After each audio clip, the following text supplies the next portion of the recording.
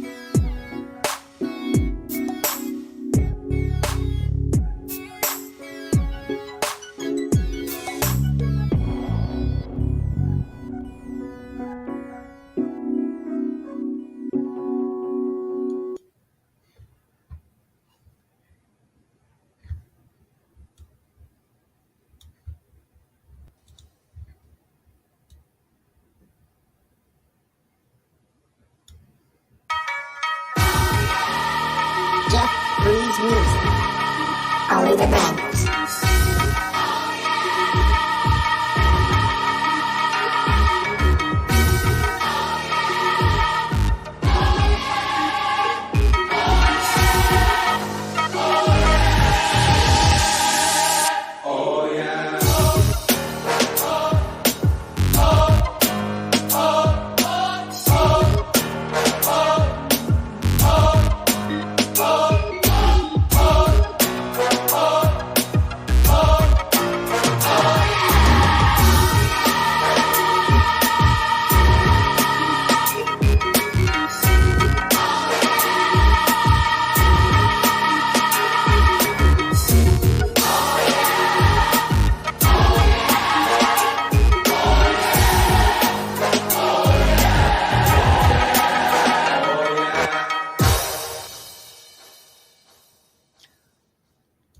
Morning, First Church.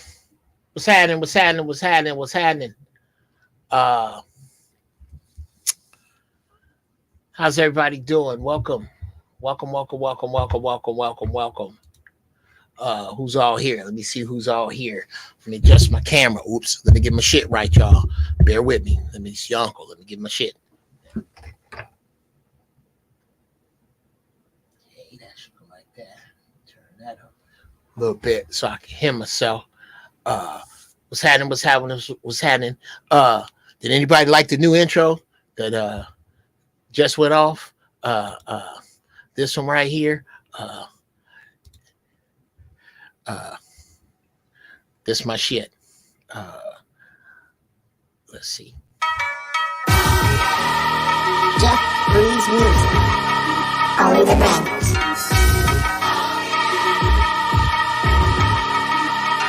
That's the new First Church intro, y'all. Acquired.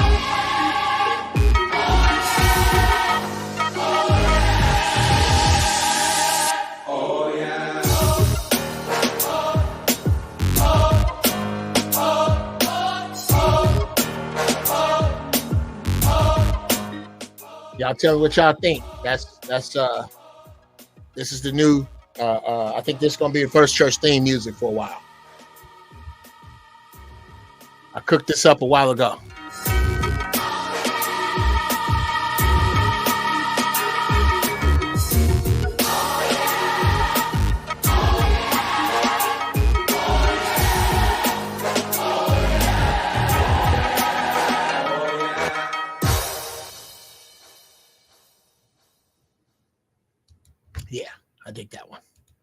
dig them all, to be honest with you.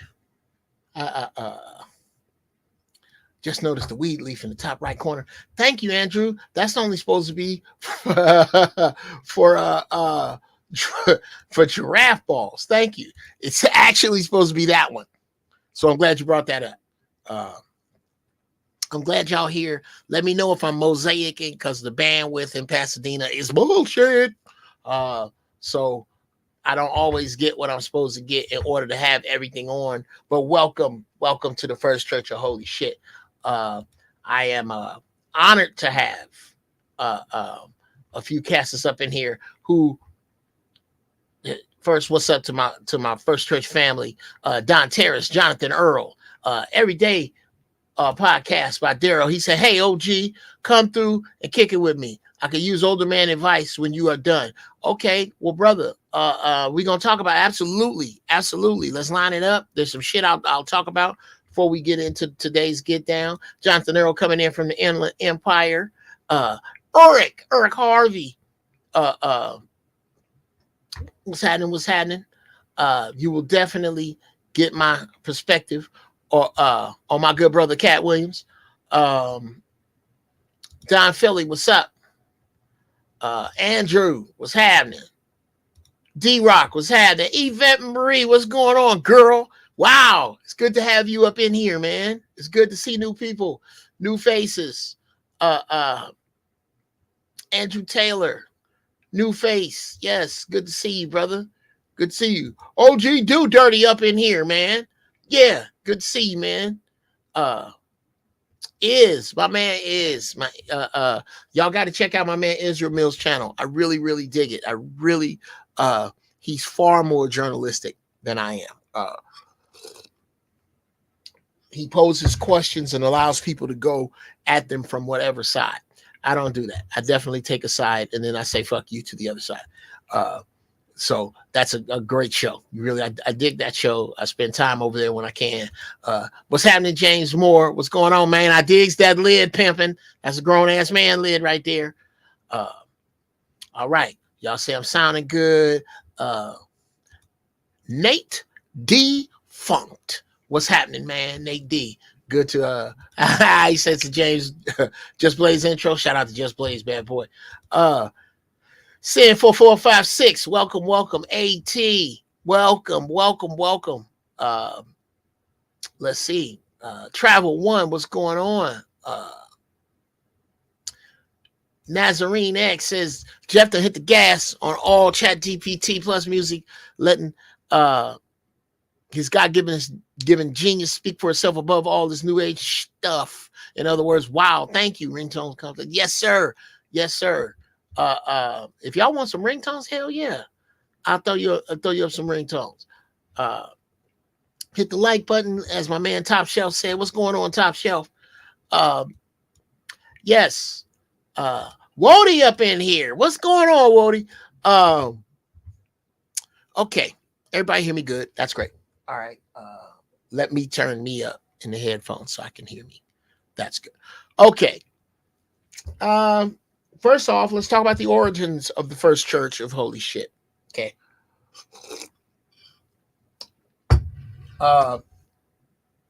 Welcome. Somebody fucked up and told me that God was everywhere. Save me 10%. I never miss a game because I pray from right here. And I invite you to come in here, and I thank you for saving 10% on your soul insurance by switching to Don't Go and coming up in here with your Uncle Jeff. So we can talk about the Creator minus the tithes and airplane fuel and gators. I don't have an airplane and I buy my own gators. So I don't need you to do me like that. GB Funny Style is the Cash App. If you want to send a nigga a piece of change for doing something strange, I would really like it. You need beats. You want to collab? JeffBreezeMusic@gmail.com. And if you need life coaching, want my advice for free? Catch me on Iz's channel. Catch me on Angry Man's channel. Catch me any other place you catch me. If you want, that's how you get my suits off the rack. If you want it custom made to you and to help you straighten your shit out, ask Uncle Jeff at gmail.com. I life coach. And I promise you, I will help you unfuck your shit. I will help you. I really believe that the shit that I have to say and the ways that I have to say it and the routes that I send you in are going to help. Now, I got to change today's strain before I share it with you. I am in the process of this is my last day of weed for the month of January. I'm going to cycle down off of weed for January and only smoke mullen. But for right now, today's strain is 50-50 Dave's Homegrown. Shout out to 7 Doors Down Dave, my brother, who grows McNibb. Oh man, I love his weed. I love his weed. I only smoke the best. And my man, it's just like shit. That and mullen is what I'm smoking today. Mullen is a lung healer. I strongly suggest you use it. Here at the First Church, we highly promote the holy use of cannabis and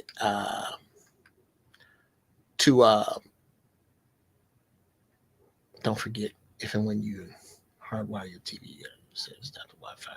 Make sure the TV knows to go through the wire. The TV knows to go through the wire. Once you're free, it fan, so it gets better. Okay, Jonathan Earl, I'm gonna try that. When you hardwire your TV, yeah, I do believe that is. Anyway, Uncle Dave's Homegrown. I don't know where you can find a Wody because it's my dude. He live up the street from me. That's my man. He's my boy forever. Anyway, and it depends on what state you're in. Now, Jay Randoms, what up?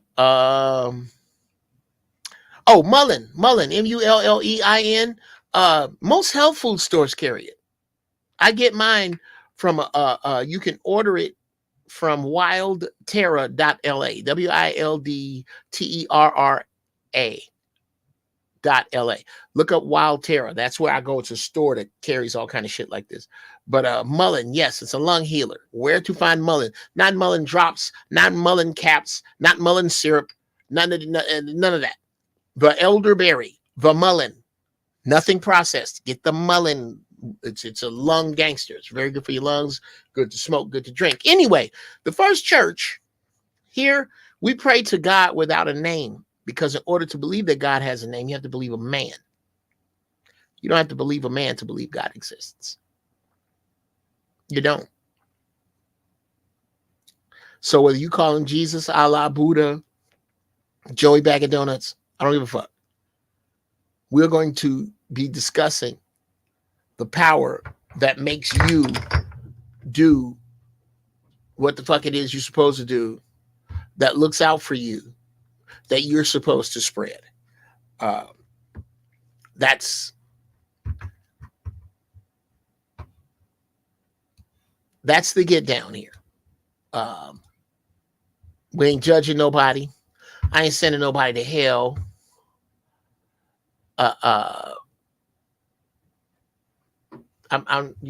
Nobody has to go to hell.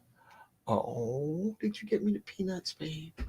You're the best. Oh no, I want them for when I cook up in the thing. But thank you. Okay, and when you go back down, could you turn the heat off, please? Because it's. Wait till I get out of the shower. Can't wait to get. Of course. Well, you look like you are.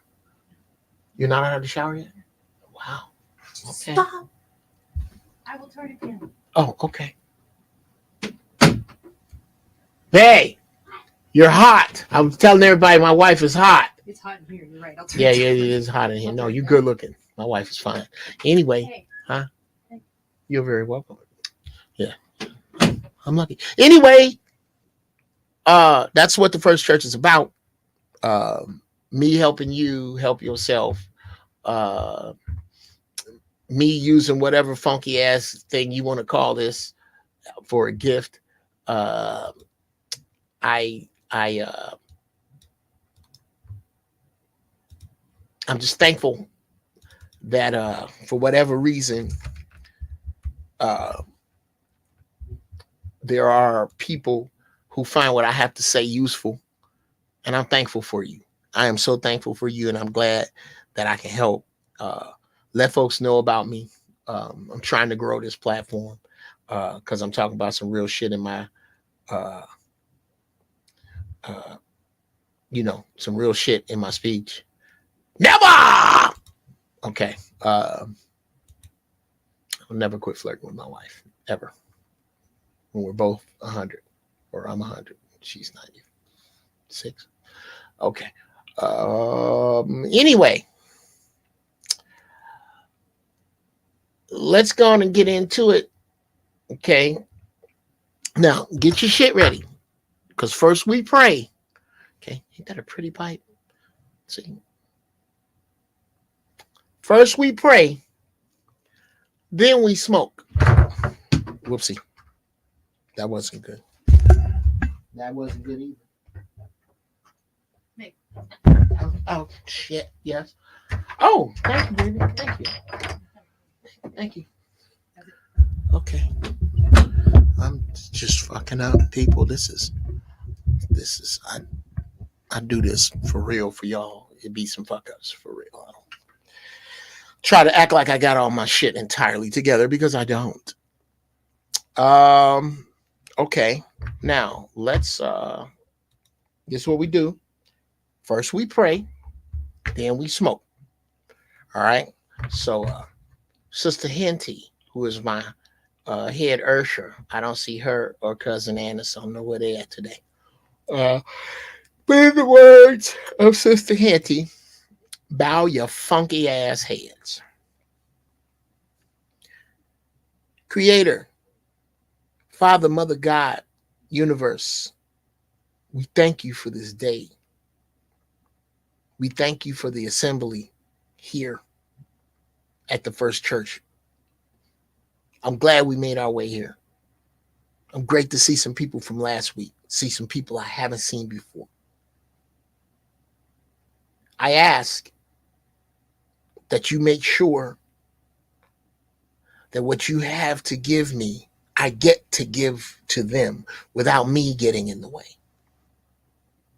Let me learn from them. Let them learn from me.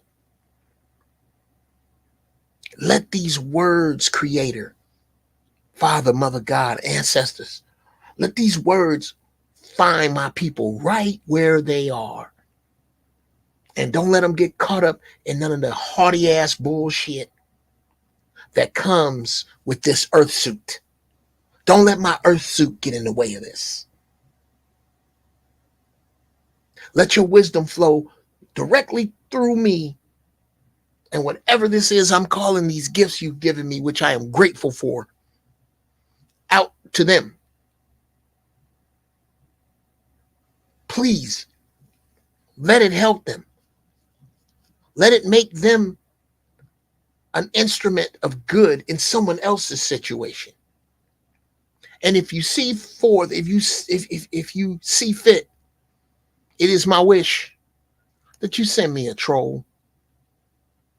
You made me a troll hunter. There is no troll without a lesson. I love to teach a lesson on they monkey ass today. I am at your service. Use me to guide us back to the right way and get my bullshit out the way. I ask these blessings in the name of a creator whom I know not. Whose name, excuse me, I know not. And it is so. And now we smoke.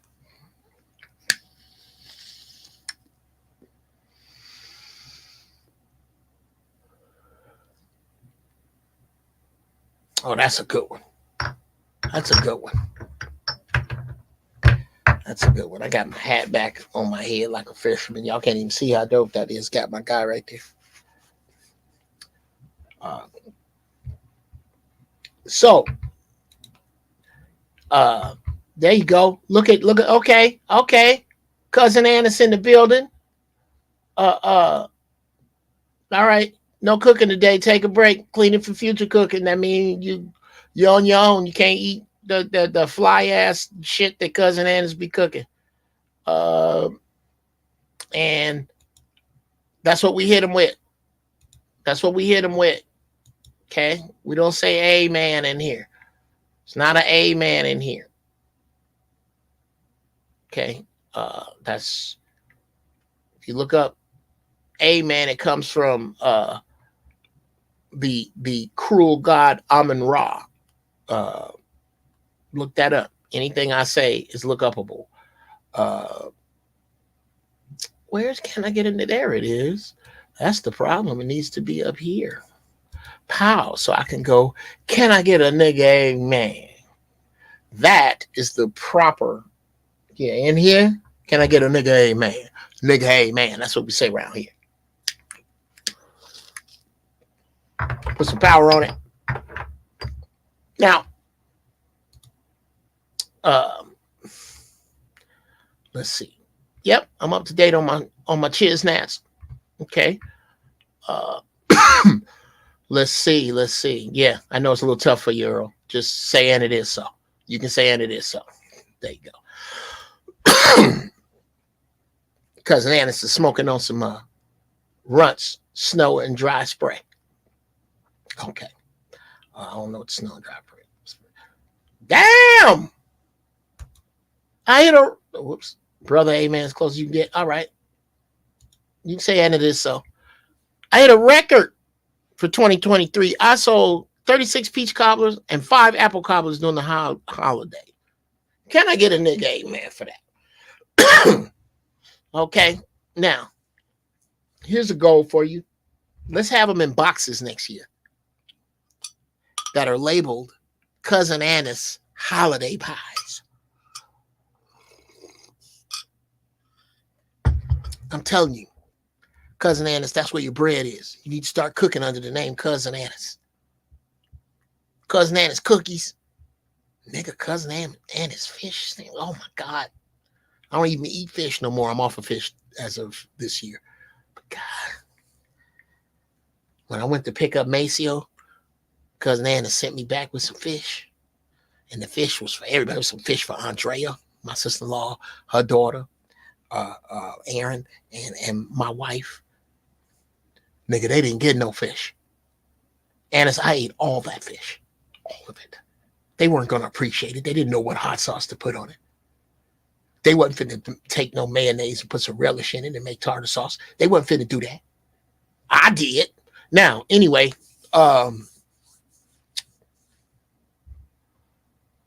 let's get right into today's Get Down. Who do you have? And who do you let in your house? Who do you have? And who do you let in your house? That's what we're talking about today. Okay.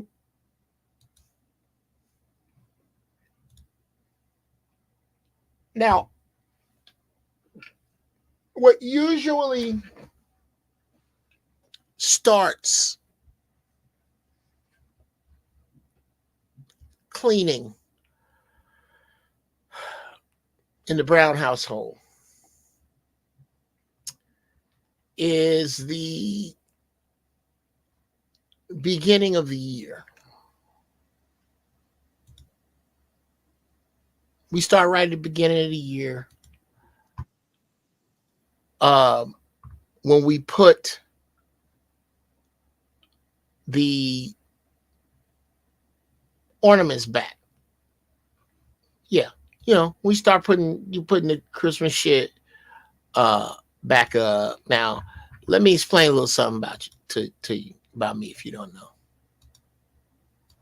I am sloppily meticulous. I know that doesn't make any sense. But I'm messy. But I like things neat. I love things neat. My storage, nigga, my storage look like an apartment. It's just neat in there. You know, like you buy storage, my storage neat. Storage I got at the house neat. Garage neat. That's how I like my shit. Neat.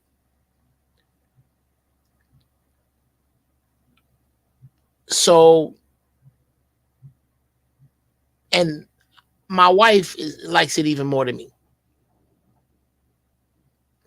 So when this year, we didn't really put up a tree. You know, kids is grown. I usually put a train around the bottom of the tree. But I don't like the plastic train. You know them plastic Christmas trains? Some bullshit. They don't ever. So I told my wife, next year we get the real train. Fuck that. I mean, like a real train, like a Lionel. We're going to get the setup to go around the tree. And I never got around to it. We were both incredibly busy because we're both hustlers. We busy. We got goals, nigga. We got the same goals. We trying to get shit. We on the same.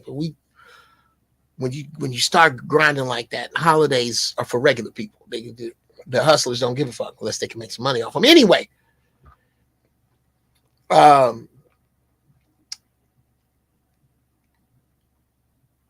is the time of purging for us.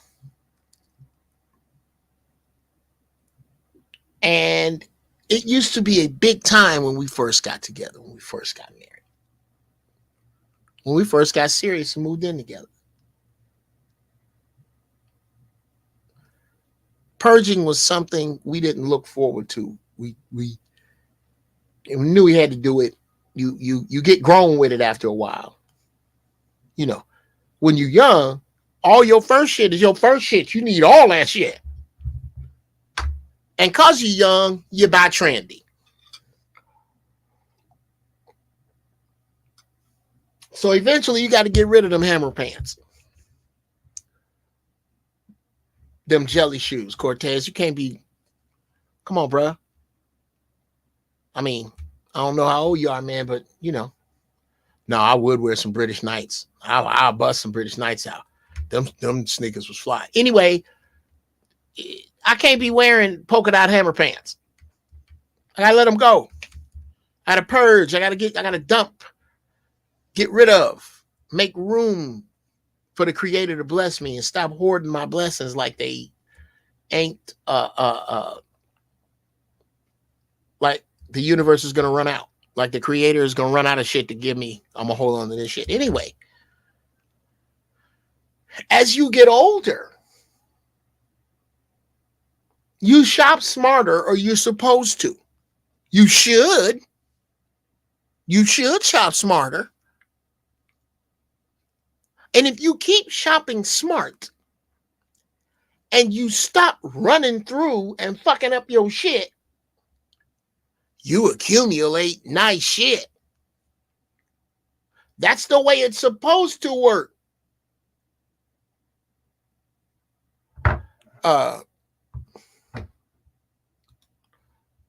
Yeah. See, somebody understand me. Somebody understand me. Yes. Yes, Cortez. Cortez, before my time. Okay. Young brother Cortez, here's what I want you to do. I want you to bring up another tab while you're watching me right now. I give you permission to go somewhere else. Go to YouTube and look up MC space Hammer. I can't believe I'm saying it like that. MC Hammer. Can't touch this. This is how you know it's not your world no more, True. True, it's not our world no more. Because there's some youngsters, and this is our fault, by the way, as the elders. This is our fault that True doesn't know more about this time. Come on, man, with the parachute pants. Come on. Come on with the parachute pants. Thank you, True. Thank you. That's what I was getting at. The Jedi's backing me up. You keep your Kwame shirt with the polka dot? Oh, we can get into that, Andrew. We're going to get into the benevolence of Hammer. Absolutely. And the fact that Hammer ain't no punk, bro. Hammer. Oh, you know of Hammer very well. Okay, yeah. Well, I don't know if you knew this, young Jedi Cortez, but look. You see Big Mufasa put up? I had Hammer pants. Nigga, we all... Let me explain something to you people. Okay? Oh, you know about the gangster. You know about the gangster Hammer. Yes. MC Hammer was fire. Still got my Hammer costume from Halloween. Look at Blaze. Look. Let me explain something to you people. Okay? I used to have super wavy Rottweiler hair. Wavy. When I put a do-rag on, I make the nigga seasick. My shit was funky. I only let it go because I don't like my hairline in the front. It has betrayed me. I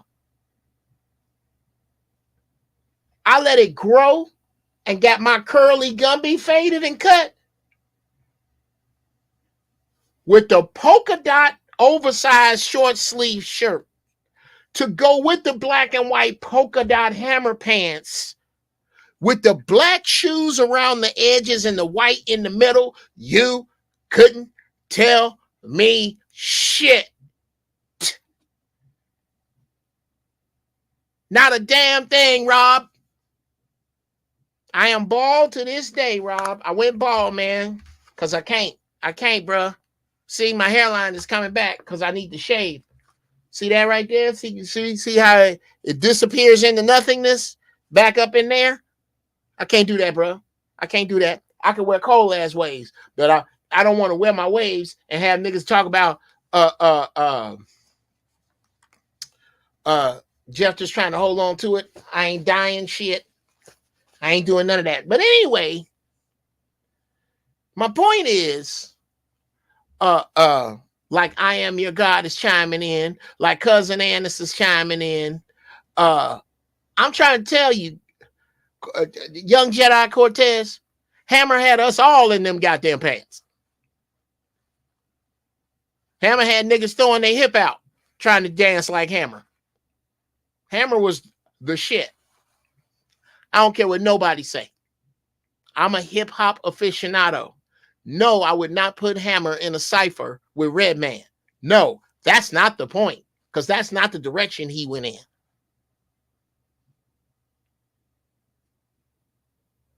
Let me tell you something. Put on the Too Legit to Quit video and try to sit still.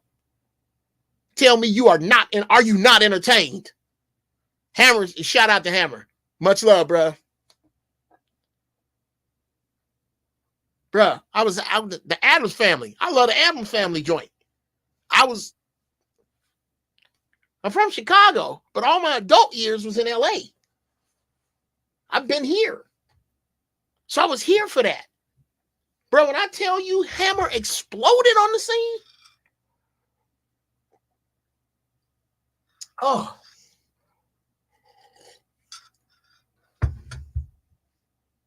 You know how fly I was?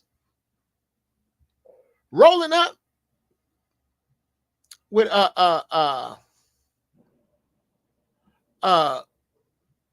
rolling up in that polka dot outfit. Bruh, to the club, to the party, niggas was like, going to pick a girl up in that shit? How the fuck you think I look now? Rolling around in some polka dot Hammer pants with a Gumby and a goddamn oversized shirt. I look like I just got out after doing 30.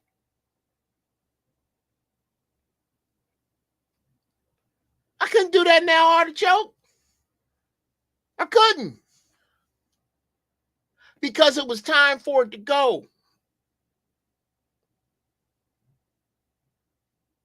I got some throwback shit. True. You know, I wish I had some hammer pants for the 90s party. I'm going to get me some.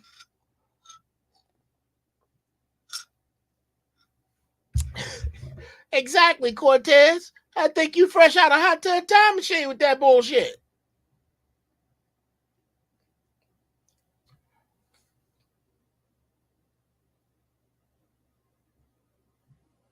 But it was time for it to go. It's all right to look back at it nostalgically like we just did. But we can't be stuck back there. Why? Hammer's not. That's not who Hammer is.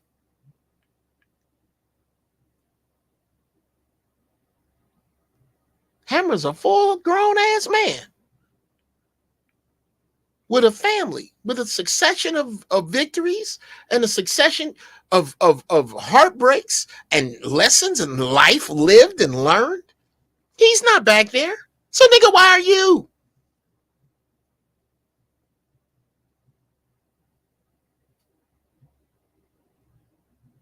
Why do you have? Who do you have in your house that makes you take the hammer pants of your past seriously? I'll tell you who you have. Your ego is holding on to that you. Your ego is who holds on to, you know, like the dude that drives around the high school years after he has graduated because he was the captain of the football team in his varsity jacket till he starts to look fucking creepy.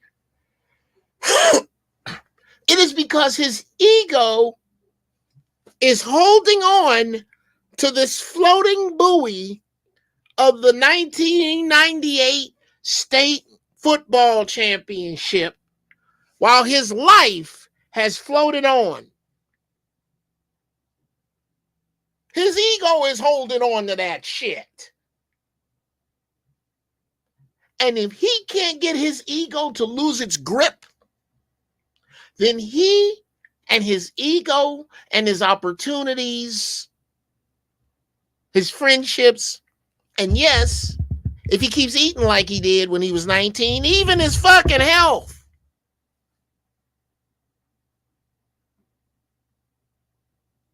Even his health will begin to fade. Sounds like Johnny from Cobra Kai. Absolutely. Which, by the way, I love Cobra Kai, man. I got to go back. The last season I was in it was the one when the old teacher first came back. That's another one. Babe.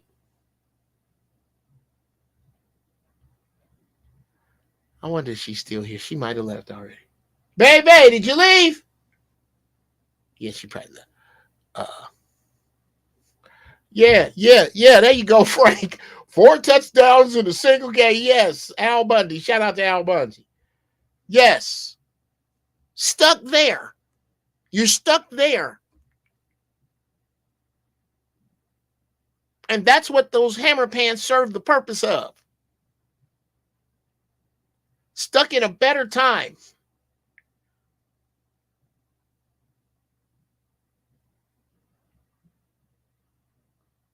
Who did you let in?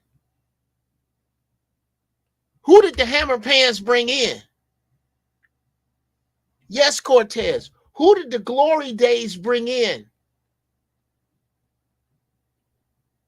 What niggas around you still stuck on that? What ideas did the glory days bring in?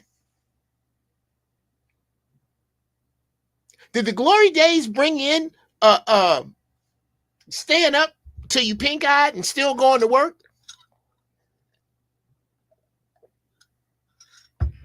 Well, that's stuck to them hammer pants in your closet.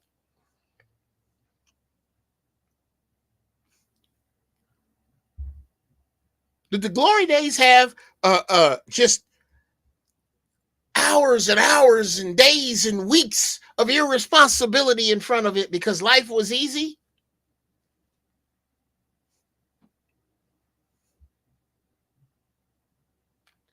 That's what you let in. That's what it brought.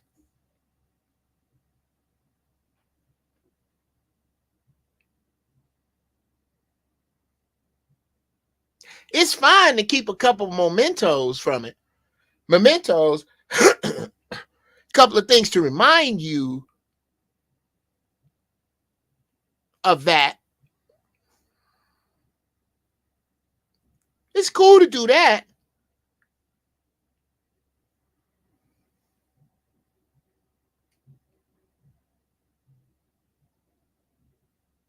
But to be stuck there, look here. I love nostalgia. Who know what that is? You know what that is, Cortez? Youngsters. What youngsters recognize this? And it works. Uh-oh. Oh, shit. I don't want to. Okay, this is worth bringing the show. This going to bring the show to a mile halt, y'all, because I left it on, which means the battery in here. I had to take the battery out before I fuck this up. Hold on. Cortez say he ain't never seen one of these. Ever. Of course not, Cortez.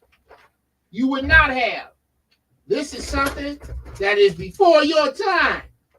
So I don't expect you to know what this is, but I guarantee you, without question, them old school dudes, the old school dudes in attendance know exactly what this is, okay?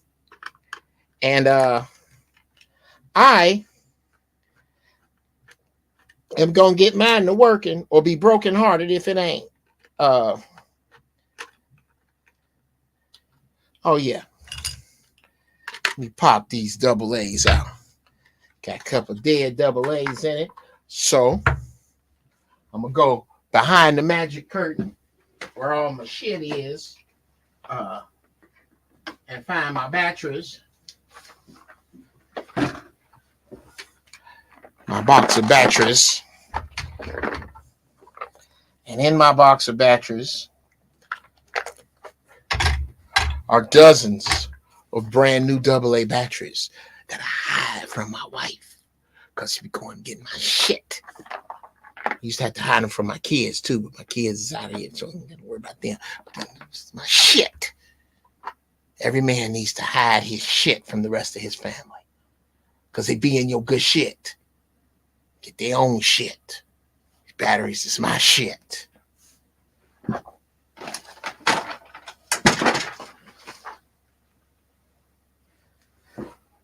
Some more shit falling out. Bam! Hidden Colors. You need to watch it. Okay. Put that down there. All right. Now, we're going to put some batteries in here. I'm so glad. And y'all know my show will take a turn like this. It'll turn. Yeah. This show revolves around my attention span, which is short. Yeah, Tariq Nasheed, that's the shit. Shout out. Let me make it clear.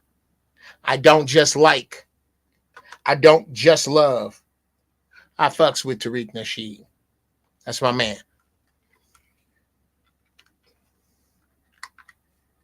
Okay, that is classic football, Mattel football. Okay, what you got to do is you hear it ticking? That's the time ticking down. Now I got to get my red dot. Oh, there we go. Open. Uh-oh, I got tackled. I used to be better. Okay, so that's 2nd and 9. I'm gonna oh my God, Jeff, you suck, man. Yeah. Okay. Ooh, it's gonna go bad. I'm finna turn over. Oh, no, I'm not. Oh, yes. Got a first down that time. Okay. You got to run your dot. Your little red dot is the only one you can control. And you got to try to run it past the other red dots on the screen. And you get to the end of the screen. And then When you're at the end of the screen, yeah, okay, yeah, I suck. But yes, artichoke, my shit still work. It's a little dusty. I need to dust it off. It still work. That I collect nostalgia. I collect the shit from my past. Yes, I keep pieces of my past to remind me of it. Prime example. If you can see my whole studio, it is full of purple and green and orange and white Crown Royal bags. I keep all of my shit in the Crown Royal bags so I can find all, because when I was growing up, all the important shit was in Crown Royal bags. Case in point, this is four of maybe 14 bags in duty and 100 bags waiting. Because I can find them, J1. I can find what I need. And I think it's cool to be able to go back nostalgically in time. Who know what that is? Who know what that is right there? Who know about Daphne and them? Who know about that? You know what you know about that? What you know about this dog? What dog is that? Who know who that is? You know who that is?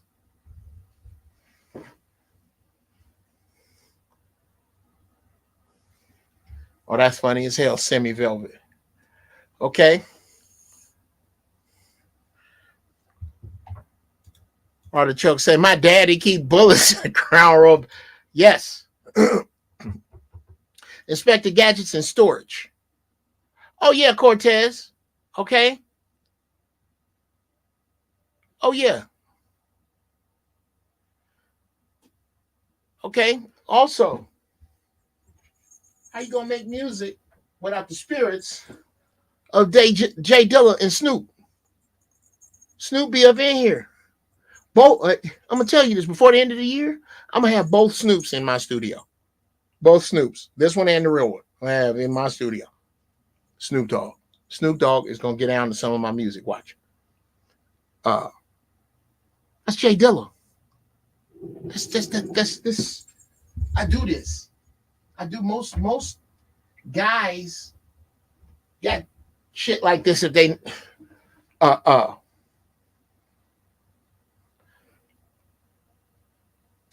yeah, Jonathan Earl. That's yeah. This is the man cave, but I just do sort of Cortez, but it's a man castle, the whole motherfucking thing. I be in the whole fucking thing. But yeah, this be my shit up in here. Yeah.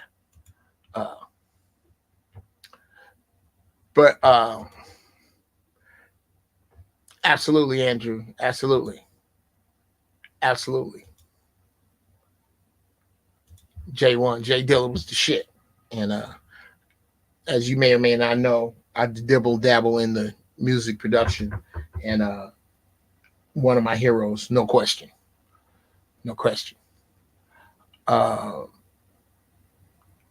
But my point, to get back on the road, back into nostalgia, back why I have nostalgic pieces around here.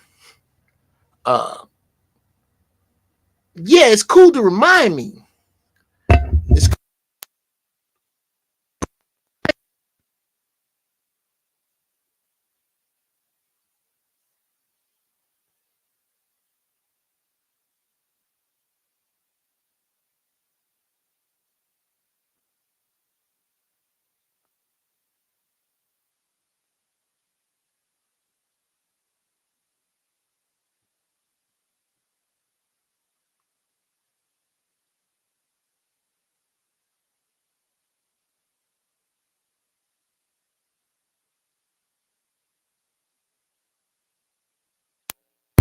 Am I muted? How about now? Can you hear me? Yes?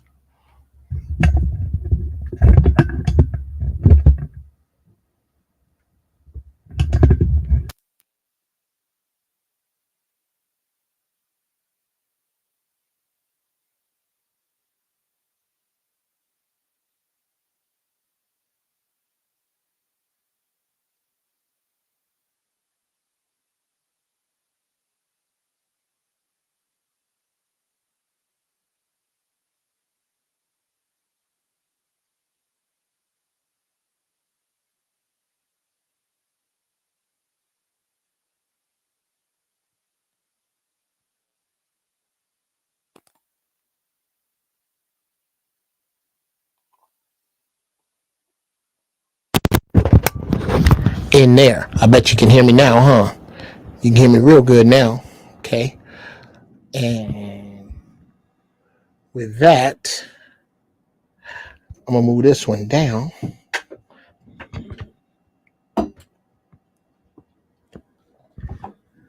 I'll move this one down. And put this one in here. And then, here we go. Better? This better?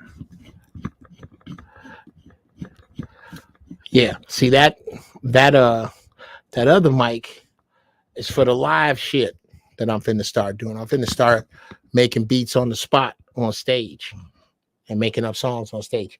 I can't wait to start doing that. And this mic is for that. It's cute, but this shotgun mic works a hell of a lot better for what we're doing now. How does this sound? Does it sound good, everybody? Yeah. Soul Singer mic. Yeah. Soul Singer mic. Yeah. Are we better now? We good now? All right. Anyway, to get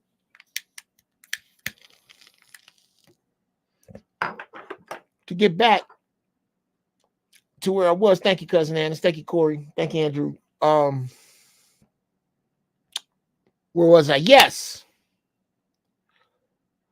Who do you have and who do you let in your house?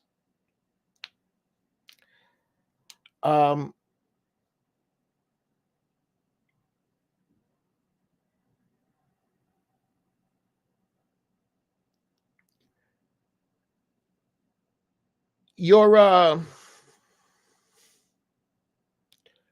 the things that are in your house are a reflection of the ideas that magnetize them. Common sense. You're not going to find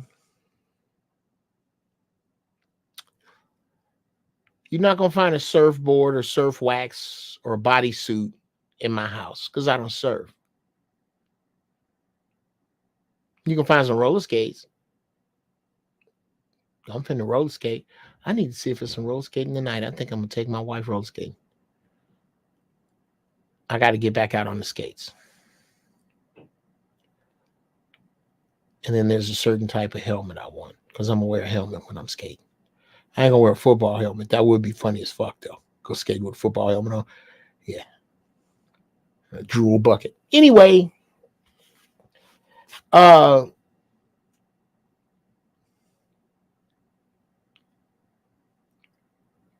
once you outgrow something, back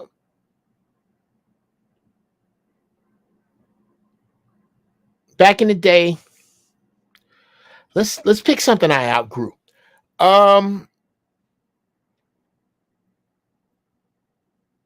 Yeah. Back in the day, I kept a lot of Fast Orange. Fast Orange is an engine, a degreaser you use on your hands that has the distinct flavor of a freshly cut orange, the distinct aroma of a freshly cut orange. I used to keep a lot of it because back in the day, I used to own a 71 Datsun 510. I had a Datsun 510. Shout out to my boy Savant Young, the fighter, and owner and proprietor of Fight Academy here in Pasadena, California. Has look him up on Jay Leno. Good Lord, he has the RX-3 of life. Good Lord, that car is bad, done to the bone, and a wagon done to the bone. Oh my God, his wagon is fire. Anyway, I had one of these, life size. and I've had too many cars to count. Well, no, I can count them. But just cars. Hot rods that I was trying to drive to work and trying to do comedy and work on the damn cars. Okay? Case in point. One day I signed up to work overtime on the McDonald when I was working at McDonnell Douglas to come in on Saturday and Sunday. And I made it work. I barely made it work. I had a 74 Mercury Capri. I love that car.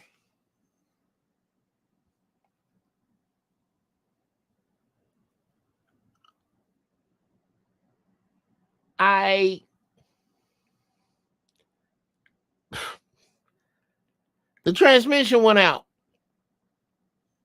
So I went and got another one. Another Capri 4-speed.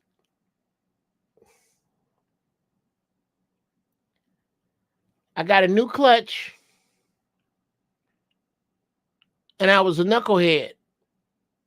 I believed in reusing the throwout bearing. Throwout bearing can live for 2 transmissions. That's some ghetto shit. It's the truth. Sometimes. This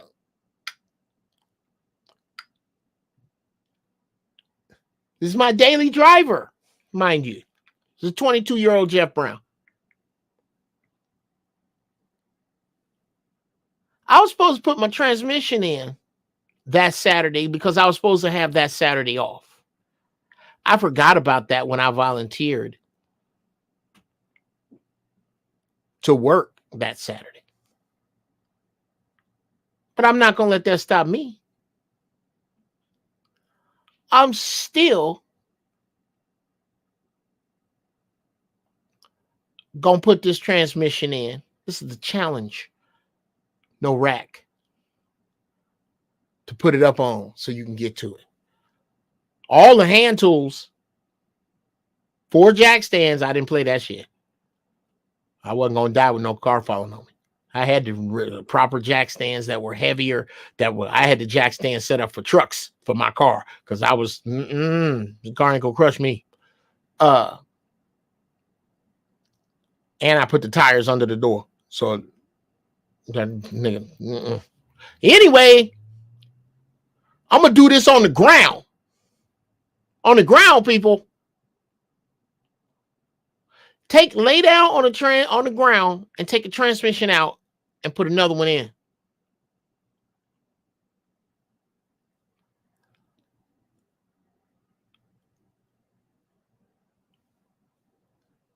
I take the transmission out as soon as I get out. As soon as the car cools down from work, I'm gonna do this, and I'm just gonna put my train. I know I can do this.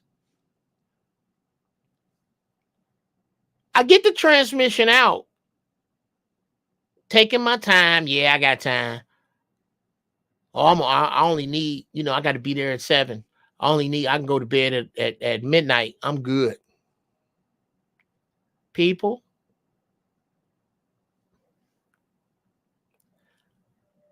when I pulled the transmission out, the throwout bearing broke. I had bought a clutch. I hadn't bought a throwout bearing. Transmission don't work. Manual transmission don't work without throwout bearing. You need that.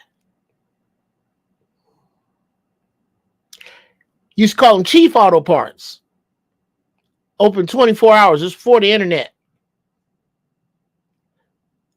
Oh, very few Chief Auto Parts carried Mercury Capri parts. Napa Auto Parts did. Napa closed at 5. Its Chief stay open 24 hours. I had to wait till my wife got home after calling around to various chiefs Chief Auto Parts, until I found a store down in Long Beach, 70 miles away,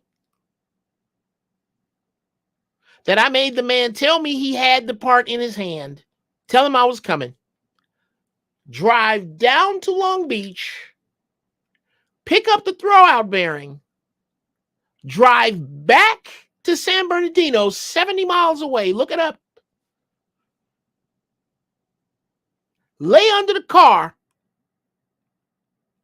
put the transmission and the throwout bearing back in, make sure everything was buttoned back up, back together, and then put the car down, drive it around, and make sure it worked. And then get up and drive it to work. Long story short, I didn't go to bed till 2. Got up at 5:30 and went to building airplanes. Hope you still feel safe.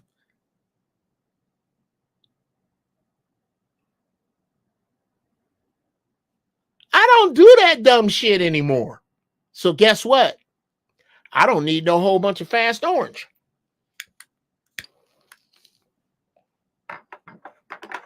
The things I own are a reflection of the things I do. So is the same in your mind. The things you own in your mind are a reflection of the things you do.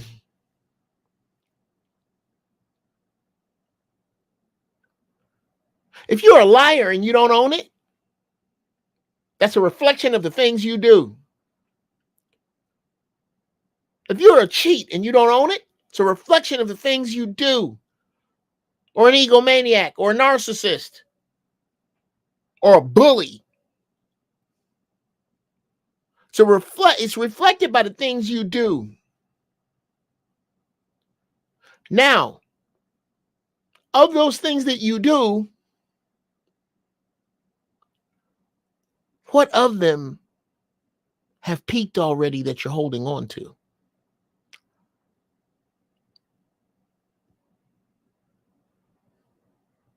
What's making you a bully? What are you holding on to? What wound won't you let heal? I can't answer that. Stan, I don't know. I don't know what you're holding on to. Stan, there's a person in your life that's holding on to some shit that you don't know what it is, that they need to wonder. And they need to be real about them to let go of that so y'all can get on with that. Stan knows exactly what I'm talking about. I don't.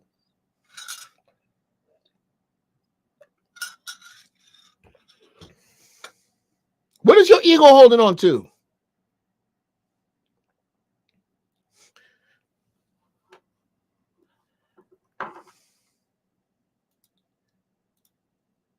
Jonathan Earl, I used to live right on Baseline. It was some apartments in Baseline. I want to say 2025 or 2968.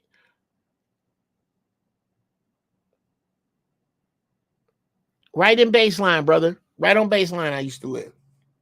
And then from there, I moved to Riverside, right outside of Riverside Airport. And from there, for a hot minute, I moved to Colton. And then from there, I moved to Burbank in Studio City and over there. But yeah, I used to live on Baseline. You talking, late 80s, bro. Late 80s. Way back. Now, as you get older, here's what gets tough.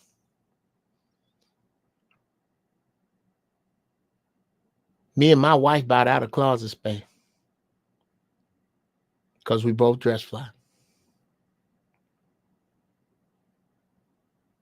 We thought the answer was time to purge. And it is. But now we both older. We in our 50s. We don't have or buy trendy clothes. We buy nice shit on sale, but nice shit. So when you have too much nice shit, what do you got to do? By default, you got to give some nice shit away. Here come the tests.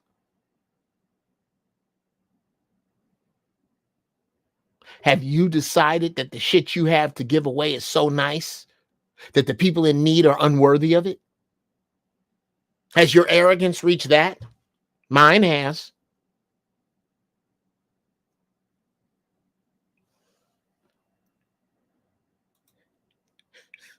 Oh, Moo and Oink shirt from Stony.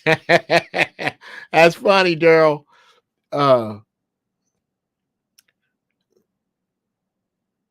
Have you decided that your good shit is too good for the people in need?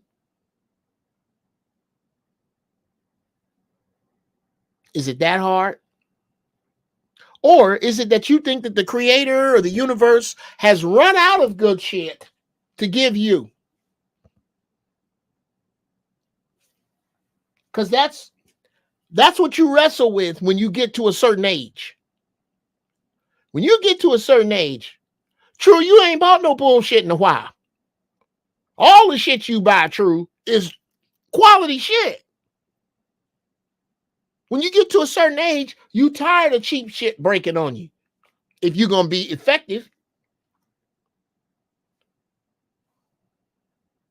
Woo! Can't take it with you when you die. Egyptians tried. They just robbed their graves. How about that? How about that? True. When the last time you wore out some sneakers? I mean, just whoa down to the nub, nigga. Just wore some sneakers out. Because you ain't running the street like you did when you was 19. You a grown-ass man. So when you buy some shell toes, nigga, you finna have them shell toes for a long time. Because you going, first off, your friends ain't stupid. So stupid shit don't happen to your shoes, true. When you take them off, put them, you got the shit you spray on them and put them back in the box.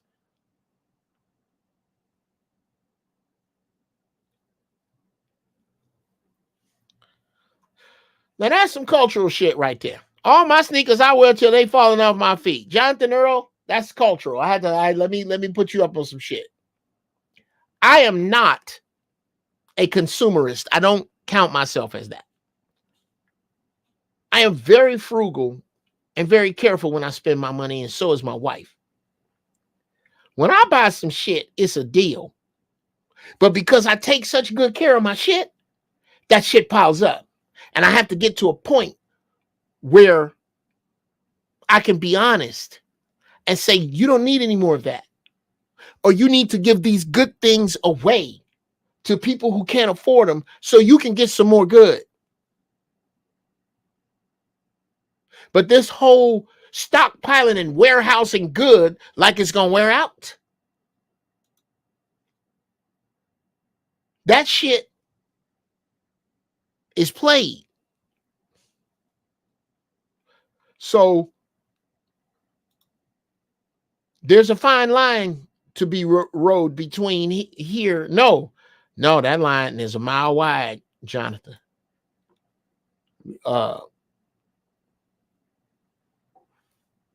I ain't finna walk around with no raggedy feet unless I don't have a choice. Yeah, bruh. I ain't never had no raggedy shit. Thank you, creator. Thank you. I just thought about this. Even growing up in abject poverty, I never had raggedy shoes. Ever. And then when I got on my own, I had a standard of my own. My shit got to look a certain way. Now, nigga might not like my style, but that's his business.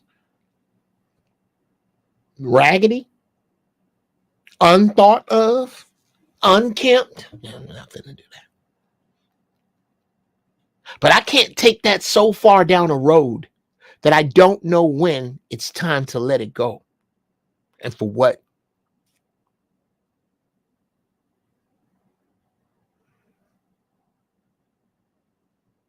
Some of you got some shit in your metaphysical closets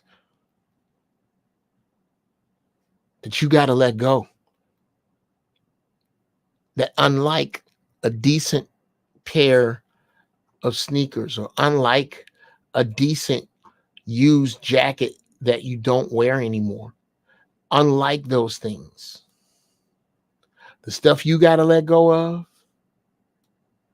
ain't helping nobody. Least of all you. What is that?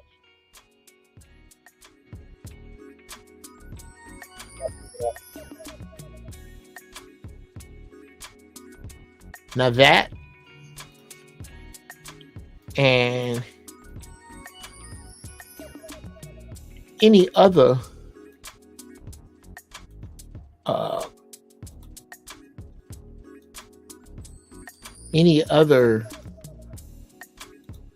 thoughts or ideas y'all want to bring up, feel free to come on in the room. I'm about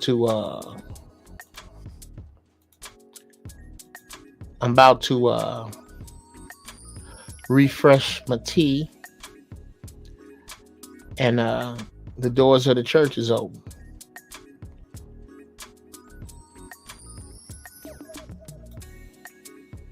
I'd love to talk about anything that's on your minds.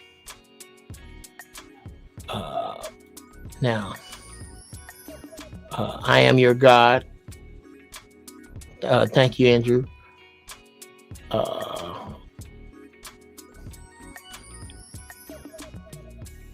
Let's see what y'all done said all day. Okay. Yeah. I buy one outfit a month. That's not the dumbest thing I've ever heard, bro.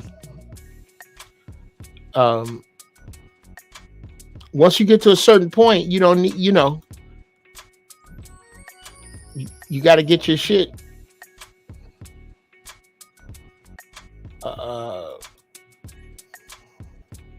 Here, yeah.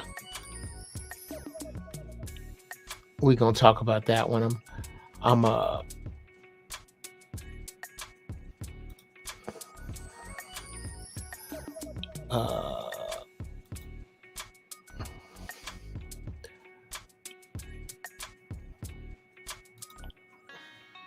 let's see. Yeah. Okay. There we go. Yeah. I got 5 comments starred.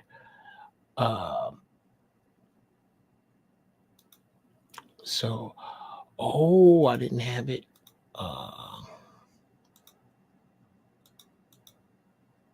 There we go. That's why it stopped. Perfect. All right. We got the Cat Williams interview. Yes, cousin. Definitely gonna talk about that.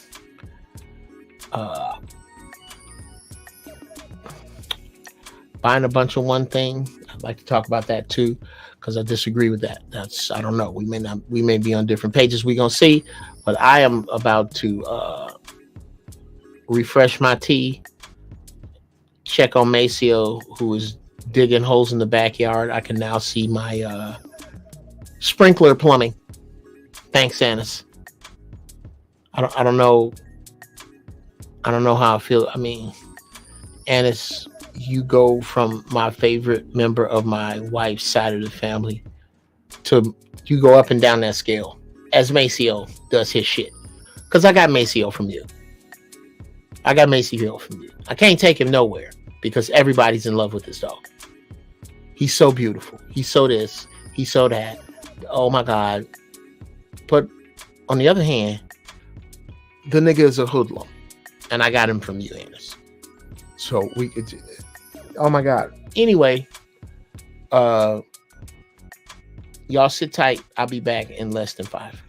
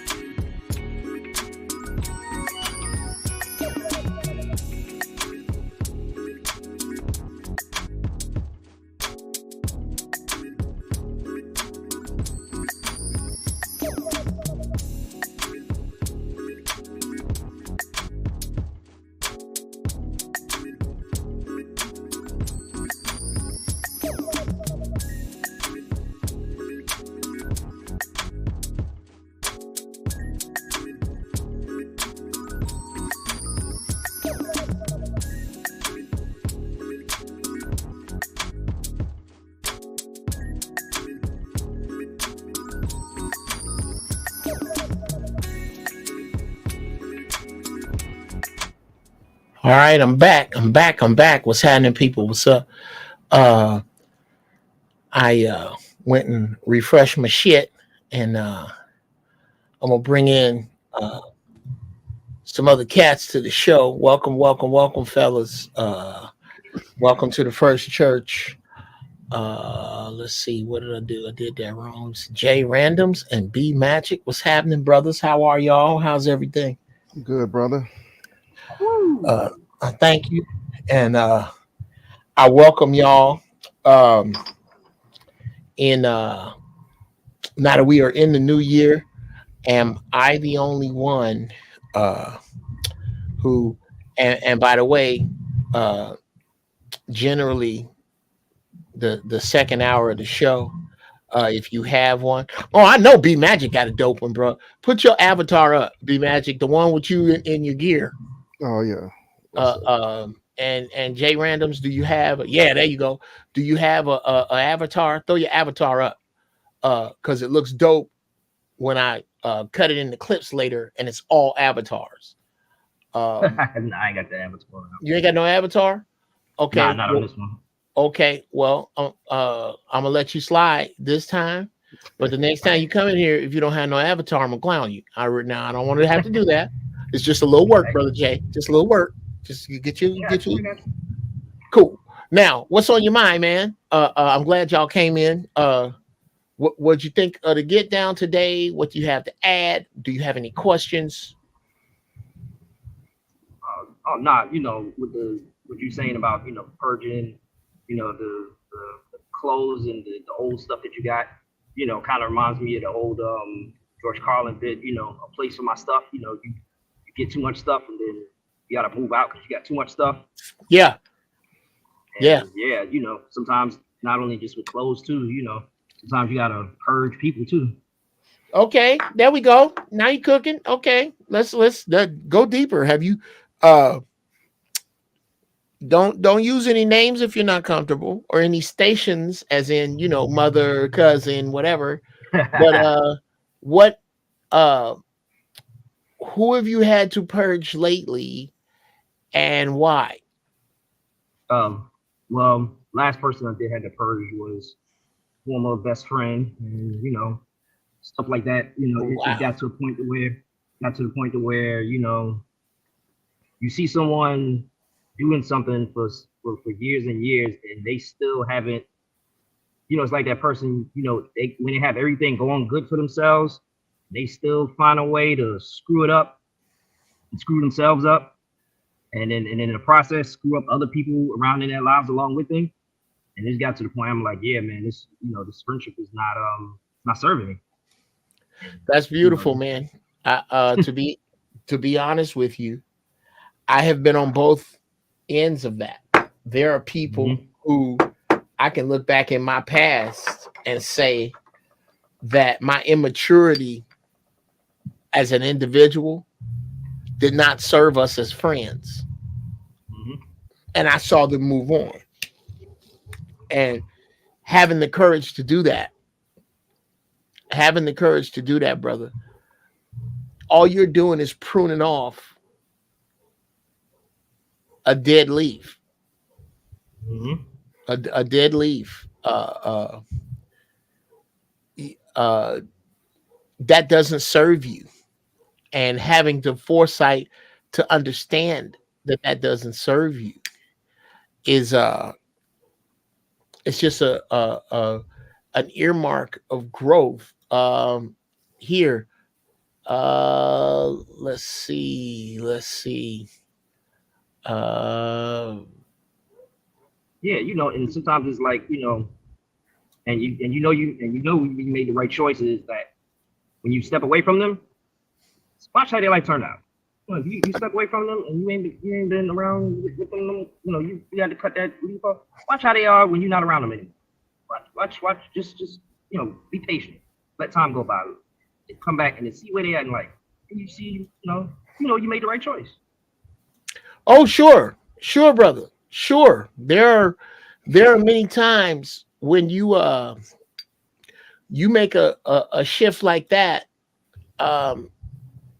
Those shifts, in my opinion, aren't even about you. To me, those shifts are about where we get as stations in our age. Grammar school is a station, high school is a station, college is a station, single is a station, married is a station. When you get to certain stations in your life, certain age milestones, the energy of the milestone, the energy of everybody 36 while you're 36 doesn't dictate that you can keep some of this shit from when you were 17, 26. Nigga, ain't no whole bunch of 36-year-olds doing what 16-year-olds is doing, and your ass is 36. So a lot of this is about having the courage to leave certain shit behind when you're supposed to. Now, I think the sharp pruning gets into when there's stuff that isn't so clear to leave behind. It ain't so clear to leave behind some of this shit. When you start bringing that shit forward, then you got to search deep before you can fix yourself. You got to, when you got something that, when you're young, the shit you're purging is fantastic for nobody. As you get older, you have to purge shit that's fantastic for someone else. That's where we get into metaphysically and physically. As you get older, the clothes that you give away, they're fantastic for someone else that don't have nothing, that's living on the street. And you got a suede coat you tired of wearing. You got something your friends done seen you in too much that's in great shape. You ain't got enough room in your closet. It's fantastic for someone else. Well, and then another way I like to use too is I like to use what I call it my the airplane theory. You know, the air flight theory. You know, you go, anybody that's flew before, you know, you go on a plane. Okay, you got your carry on and you got your your under the plane baggage, right? Your check baggage. So you can go on the plane, you know, some of that stuff that's check baggage, it might be stuff that, you know, you're not going to need immediately, that is going to be waiting for you wherever you get to your destination. But then your check baggage is stuff that keeps you comfortable on your flight, you know, the stuff that, you know, that makes you feel good, that's there for you and that can help you, you know, get through to this flight from one destination to the next. That check baggage is under the plane. You can't take it with you because it's too big. You can't have that on the seat with you. You can't put that in the overhead bin. It's too big. No need to even, you know, worry about that stuff. I'll use that to apply that to, like, you know, some past, you know, things that you have regrets for, or things that, you know, you mentally holding on to that you don't need to be holding on to no more. Well, don't bring that with you. I love that check baggage analogy. I love that, man. There's certain stuff in your life that in travel, it's going to become obtrusive. That when you're trying to get somewhere, it's not that those things have no value. They just don't have any use right now. Mm-hmm. You have value, but you don't have use. So I need to put you somewhere until you can demonstrate your use and value. But during this flight, no, you and your ideas are going to have to wait till I land. Now, the question is, are you and your ideas worth the weight of the flight? That's when you get over into some other shit. Question I'm gonna open the floor to this after I put this mindset out there. Y'all tell me, we about to take a left turn, hard left turn. Just bought 2 pairs of cinnamon brown suede Timberlands. My only question to myself is, will I ever wear them? SMDH. Here's what I would say to that, bro. I would say take them cinnamon brown Timbs to a Nordstrom rack and lay them up against shirts, lay them up against jeans till you find some outfits that fit, that them colors work well with. And if you like yourself in that and you think that's fly, then by buying a couple of pairs of the same boots, you doing something I do all the time. When I find an article of clothing I really dig, I buy 2 more of it because I don't know when they're going to run out. And I know I'm going to want to wear this for a long time because I don't dress trendily. I don't dress trendy. So that's what I would do with that. My question is to the rest of the panel, and y'all can, the floor is wide freaking open. How have your shopping habits, your shopping methods changed since you've gotten older? Oh, I can answer that. Go ahead. Hey, Cutting Annis, what's up? I can answer that. All right, for prime example, when you're young and you see them $120 pair of sneakers, you want them because everybody got them. But when you get older and them same damn $100, you be looking at your feet like, shit, my feet don't know them damn sneakers $120. I could get about 4-5 pair with 120 something. That's a big change. That's when you know you growed up. That's when you know, like for a female, when you're young, you'll buy a $1,200 pocketbook. You feel what I'm saying? Michael Kors or something like that. Me, I'm at 56. Take my ass to the goddamn flea market, Columbus flea market. I get that same damn bag for $10. You understand? It might not be real. And put it with the right shoes and the right dress and be killing them dead. And be cute. And real inexpensive, but cute. Come on, man. Come on. Okay. That's the big difference. That's when you know you done grew up. Hello. Well, Cutting Annis, I'm gonna throw this at you. This is why, if you notice, advertising is aimed at the 18 to 34 demographic and the 55 plus, because by the time you 35, you know what you wear, what you eat, what you drive, and where you go. You already know all of that. So they ain't gonna really turn you that much in that age. We gonna wait till you're in your 50s and now you need diapers, nigga. We gonna wait till you need some other shit. You need a vacation from them family members that you done grew tired of over the years. So advertising isn't even aimed at you from to co-sign what you're saying. Advertising is aimed at the people who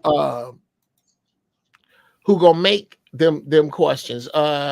Here's another one. Your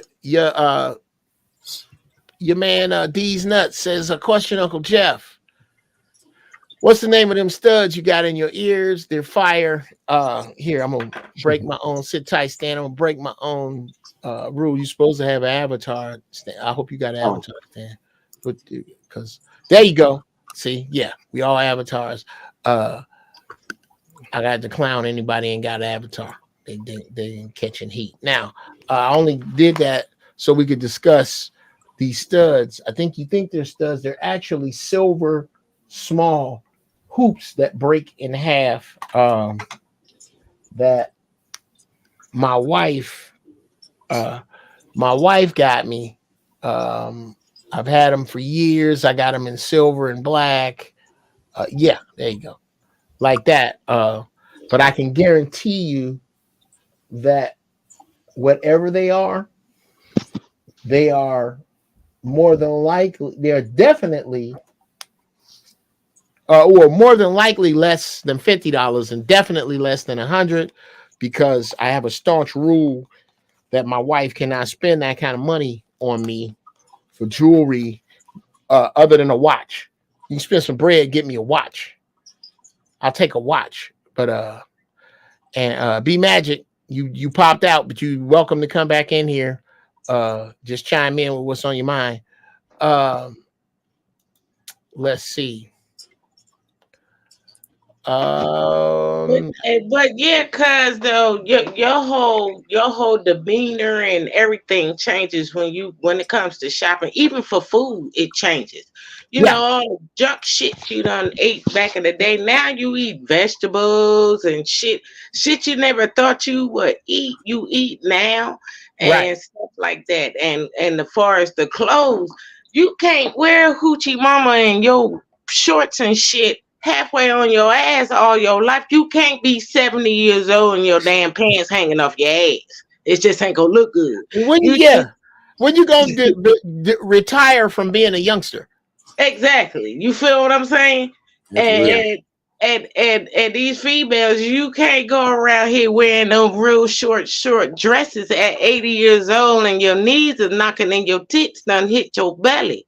You feel what I'm saying? Sure. So you can't do all of that. You change. You'll find out you change. You'll find out you change on your own through your years. If you don't believe it, look back on your pictures. You'll see that you change in your clothing, your eating, places you go. You don't go to the stupid places that you normally would go. You go to different places, grown-up places.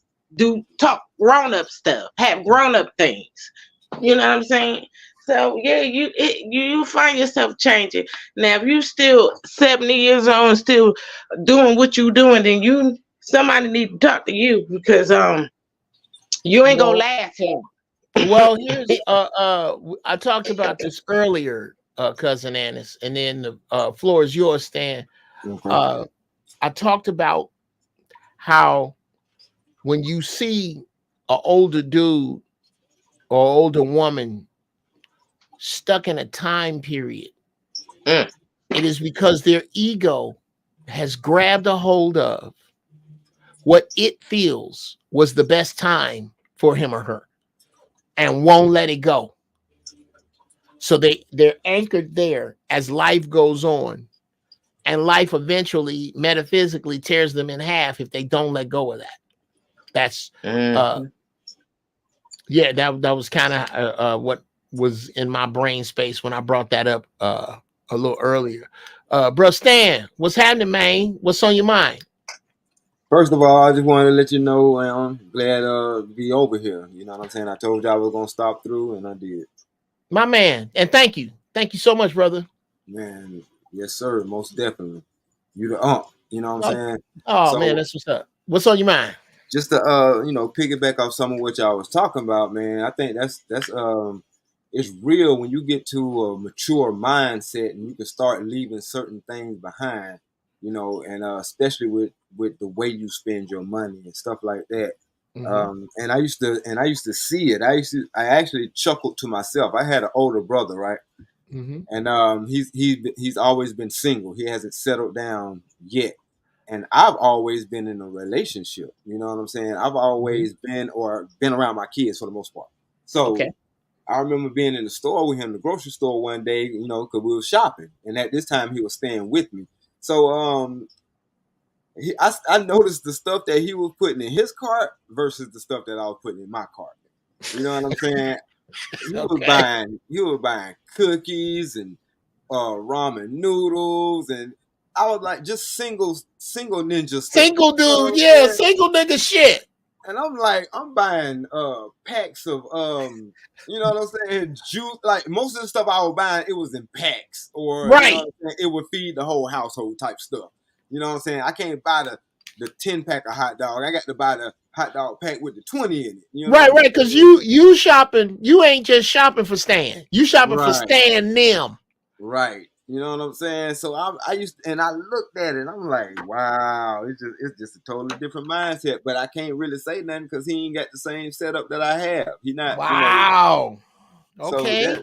So that's just on a little small scale. And even when it came down to like vehicles that me and him would buy, you know what I'm saying? Like I bought a minivan. You know what I'm saying? I don't care what nobody say, because at the time I'm in a committed relationship, so I wasn't trying to pull no chicks. I ain't needed a chick pulling mobile. You know what I'm saying? I was thinking more, I want my wife and my children to be in something that I know is safe. So I got top of the line minivan, you know what I'm saying? And I did this, bro, at a time where I just became the facility manager at my building. So I was top dog, you know what I'm saying? Good salary and all this stuff. And, you know, people were like, man, now that you got the position and the this and the that, you know what I'm saying? You don't think you should be pulling up in something, you know, this, that, and the third? I'm looking at them like, man, I got a family. I ain't got time to be thinking about stuff like that. You know what I'm saying? And I just knew then, you know, I can't really hang around y'all outside of work because y'all not on that level that I'm on mentally. Oh yeah, brother. You you have to, and I say this repeatedly, and you know, I submit it to you. Cats like yourself are going to have to seek out those that are worthy to spend your time around. Everybody ain't worthy of your time, Stan, because of the way you think. Everybody don't deserve everybody don't deserve to be in your deep. Wow, Jeff Brown, here we go. You got to decide who deserves to be in your deep space. Your deep space, where you know you can light one up and y'all can talk about 500 years from now. Y'all can talk about whatever. You can cry in front of. That's your boy. Them your dudes you can be real with. Same with your woman. Somebody that's aware and alert. The people who make up your circle don't have to make up the people you serve. And as a matter of fact, your close circle, they shouldn't. Real talk. What's up, True? What's going on, man? Hey, man, look here. I'm going to cuss you out to your damn face, ladies and gentlemen. Put your shit in the chat, bro. True done been up here. Put a P21 in the chat if you had no fucking idea until just now or last week that True had dope ass shit for sale. Put P2. I'm gonna put you out on. I'm gonna put you out on Front Street, True. I don't know why the hell you ain't put your shit up, man. I did. Everybody just don't do it a lot. Okay, well, bruh, I'm trying to tell you, you got some fly shit, doctor. You got some. Oh, you the dude with the sneakers? Yes, True is the dude. I gotta put you in my schedule of buying because I have a I'm old school. I asked for a catalog book. Ain't that some shit? You could. When he put the link up, I'm gonna throw it up here. He got some fly shit. And I can't buy it now. We just got out of Christmas time. My buying starts up right at the end of January. You got that right. When shit goes on super clearance. Got that right. That's when I buy my shit. But I definitely got to put you in my buy shit rotation because that's y'all need to get there. But at any rate, True, what's on your mind there, Cat Daddy? What say you about this shit we on? I think it's necessary. Because everything that was in your house before doesn't need to remain in there. A lot of things you just outgrow. Sure. Everybody matures at a different rate, so we really don't have a place to judge anybody. But no. But when it's on your spirit to move on from something, it's time to move on from something. Doesn't mean you gotta be upset about it or hold any grudges or anything like that. Just leave it where it's supposed to be and keep moving forward. I agree. Sure. You can look back, you can reflect on things. And you know what though, Jeff, let me tell you something. I don't mean to cut nobody off. Friday, a good friend of mine, oldest sister passed, right? So I went to, the funeral home and everything. Waited till she got there and everything, saw her brother and everything. When she saw me, and this is no freaking lie, she was in tears. I said, "Why is you crying?" She said, "Look at you and look at me." And I said, "What's wrong with you?" She said, "I ain't got no teeth in my head." She said, "I'm bent over. I got rheumatoid arthritis." She said, "Girl, look at you." She said, "You look like you could do a cartwheel from the front to the back." I said, "It's going to be all right." She said, "No, it ain't." She said, "I'm bad off." "How did you do it?" I said, "Well, I changed a lot of things. I know I can't do the things that I used to do. So I had to change it for the good so I could live here a little longer." That's what I did. And house music didn't work. House music didn't hurt at all either. That's my shit. But I told her, "Don't cry. You'll bounce back. It just takes time." That's all. I felt so bad because this was my road dog. Me and her was like road buddies. She damn near on a cane in a damn wheelchair right now. And she maybe a year or two older than me? Well, let's back up a little bit. I tell you what this brings to mind for me. And it's something that I'm glad you bring this up.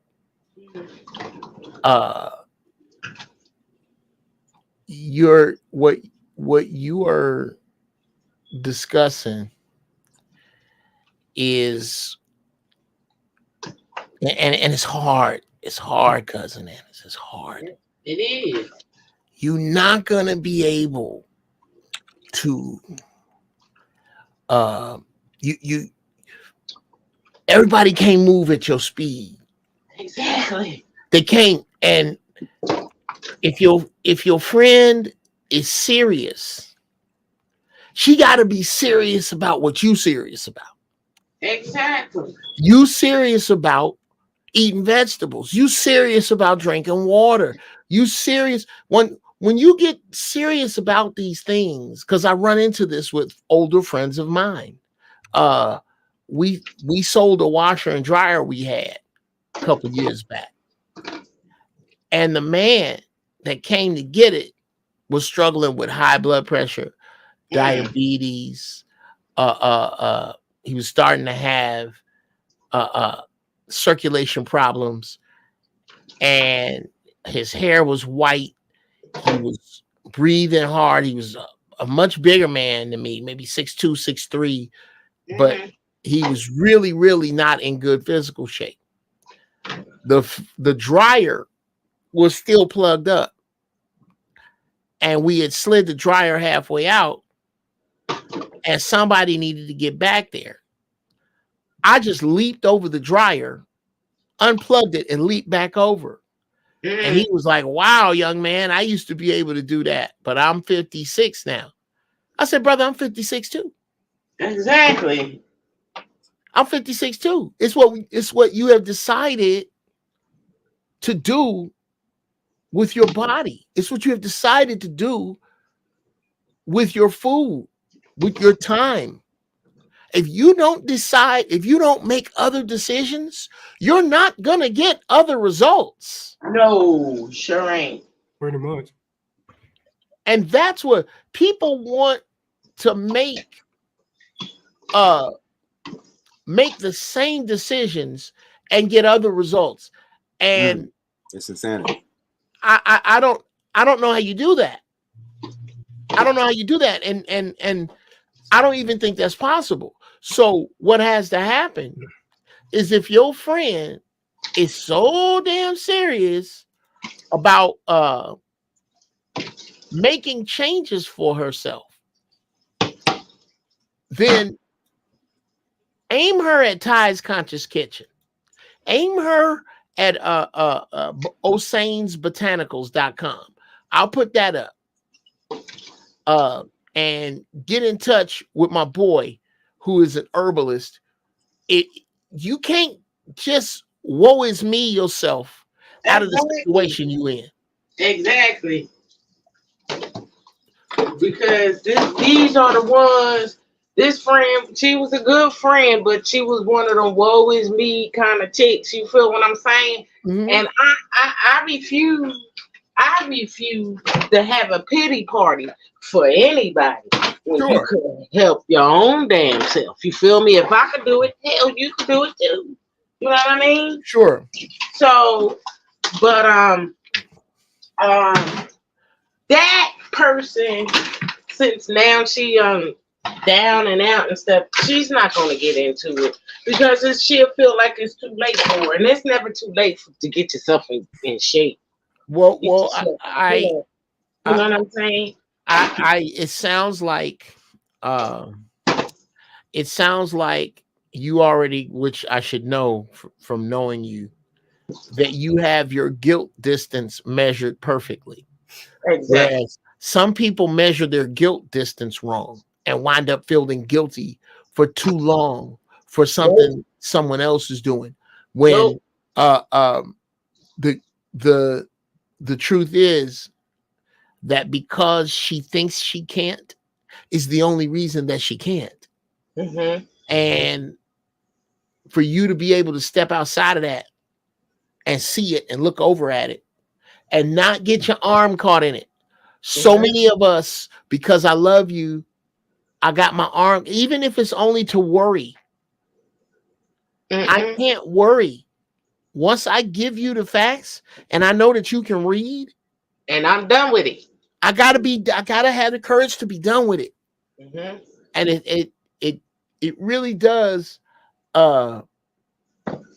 It really does feel like you are in that place. Now, this was something you wanted to talk about, and I'm sure everybody has a group of feelings on it. So I'm gonna open the floor up to talk about the Cat Williams interview. Understand that this does not prejudice my view on your view at all. I know the brother personally. I have written for him, hung out with him, been the benefactor of his benevolence. And I don't, but I can look at things objectively, as you will hear in my, after I close it out with what y'all talking about. I'm gonna go last, but definitely take it around the horn, people. This was Cousin Annis wanted to talk about the Cat Williams interview. Yeah, and, I want to know what the fellas think and you on this, of that interview, because it was deep for me. Right. I mean, I've been to Cat Williams concert up in Philly. You know what I'm saying? Mm-hmm. And I think I'm gonna go to the next one, May the 10th. It's gonna be in Philly. I think I'm gonna go to this one. You gotta check him out. Because he called Kevin Hart out. And you know, Kevin is from Philly, and see what's gonna happen, and see if he gonna stand strong when Cat called him out. What he gonna do? Is they gonna go head to head by joke to joke, which would be great, or will they get in the ring? I doubt if they get in the ring and fight. I say go joke to joke. Okay. Now, pass it around. Who's anybody? Stanley. Yeah, go ahead. What's on your mind? As far as the little bit I've seen of it, because I haven't made the time to actually watch the whole thing. Mm-hmm. I don't know if I will, because I don't get too caught up in people who really don't have much to do with what I got going on. So honestly, Cat really hasn't been saying anything new. He's been saying this stuff for years. Because most people haven't been paying attention. The stuff he's been saying about Steve Harvey, he's not the first one to say it. Nope. people just gotta pay attention. If people pay more attention to images than the actual character of a person or what they show you, and if you're really paying attention to how they really present themselves, you can see a lot of stuff. You see a lot of red flags. It really don't matter to me because I don't deal with those people on a daily basis. So whatever they're doing is whatever they're doing. If they're doing something foul, it's gonna come out one way or another. Just like the stuff about him and Ricky Smiley, or him talking about Puffy and Jermaine Dupri and all that stuff. I'm like, that stuff been out for decades, but people too busy bobbing their head to pay attention to the foul stuff that's going on in the background. And they want to say, when people come out and actually speak on it, they want to label them crazy. They want to say, oh, they don't know what they're talking about. They too caught up in what their idea of celebrity is. They're too caught up in fantasy land. Those people are people. They do foul shit. They're not above getting criticized or getting called out, even though they try to act like they are. So I think he's speaking from frustration, dealing with that industry, I guess. Knowing what people have done to actually get to what they consider the top, and people acting like it's all good when a lot of this stuff ain't. It never has been. Well, people will sell their soul for fame and fortune. We see it all the time. We act like that's what we consider making. And making it is subjective to everybody and everybody's situation. Some people are greedy behind the dollar. All right. That fiat currency is worth less than the paper it's printed on. So what does that really mean at the end of the day? Just because you got more coupons than the next person? Good for you. Wow. What are you doing? Are you doing anything productive with it? Or are you just having it just so you can say you can brag about it? Okay. I think people need to check into characters more than images. That's all I'm saying. Cool. Stan, what's on your mind, bro? Yeah, I like the first piece of that, what True just said, man. A lot of people know this stuff been going on, and he has been saying this for a while, but people haven't been listening. I think people are more comfortable with walking around with a veil on. And I know they call it, they saying that he hating, he pocket watching, he bitter, but I don't ride that train, you know what I'm saying, per se. What I see is, or what I gathered from it, because I'm an energy person myself, the energy that I felt in his passion was the same energy that you would have if you're having to talk to a parent or an authority figure when you know they're wrong and you have to stand up for yourself because you know that they're wrong. You know what they're doing is wrong. And I'm thinking and believing that he's been looking at Hollywood through his rear view and seeing that you don't have to do the things that y'all have done to get where y'all at. You could do it the righteous way. Because the fact that y'all don't want it to do it the righteous way, y'all want to take the shortcut. People like me who see through that BS, I don't have no respect for them. I don't care how big they is, and I don't care how many people like them. Just like I don't care how many people like me, and I don't care how many people believe me, because I stand on what I stand on what I say. You know what I mean? Period. Sure. Okay. That's real talk. That's easily understandable. Now, to get into my man's interview and answer that question, I'm gonna answer I am your God's question second. Here's how I felt about the Cat Williams interview.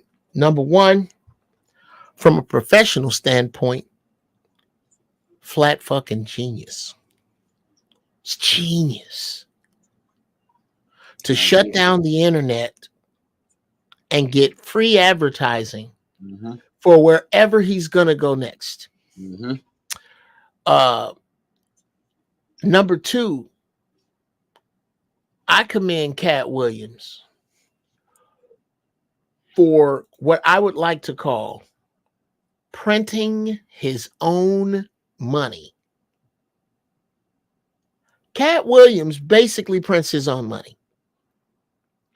As long as he is faithful to the people he fuck with and that fuck with him, Cat Williams don't need to go on the radio, TV.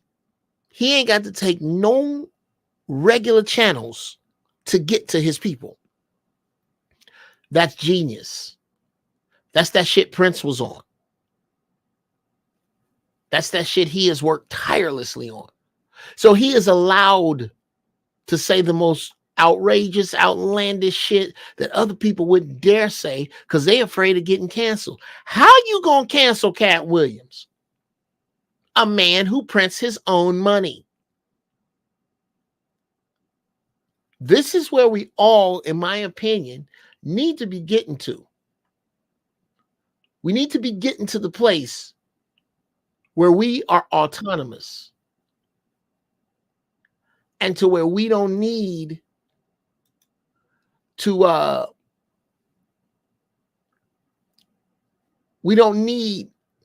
plug into this bullshit in order to survive. I thought that Cat's words were they speak of what he said that was inaccurate or hyperbole. His inaccuracies and hyperbolas add up to distinctions without differences. And I mean this. Right or wrong, is there child trafficking going on in this fucked up town we in? Yes. Is there joke thievery from big comics to little comics going on? Yes. Absolutely. Yes. I cannot tell you, brothers and sisters, on this panel and under the sound of my voice, I got you stole my joke dirt on a gang of comedians you think funny by themselves. From me. Yep. Real talk from me that is verifiable by video where you can see them doing my jokes after me. Yes. How do I feel? And I think it is this anger that takes Cat to that place. As comedians, we are given the absolute liberty, the absolute privilege of being able to stand up and say whatever the hell is on our minds, our thoughts. We get to openly display our thoughts. Now, I don't know who's building a fucking house. Who's building a house? Oh, that was me. I'm sorry. Oh, okay. We get to put our very thoughts up before the world. Yeah. So if I get on stage, what does that say? If I back away from my thoughts and I start using DL's thoughts, or I start using Tony Rock's thoughts, or Rodney Perry's thoughts, what does that say about what I say about my own thoughts? That some other man's thoughts are more powerful than my own? Mm-hmm. I carry too much arrogance.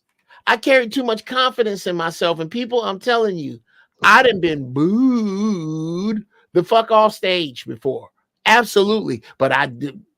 Before that'll happen, did it run across my mind to use another comic's jokes? Not once. Not once. Take it and learn from it. Taking and learn. What the hell? I gotta take this loss on the chin. So for me, Cat didn't have to be entirely accurate in order to be truthful. Is he wrong as more things unfold about the people he's discussing?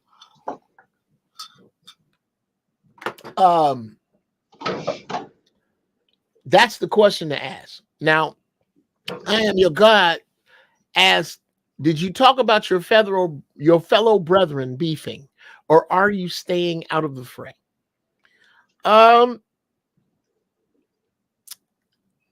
I don't have to stay out of the fray. 76.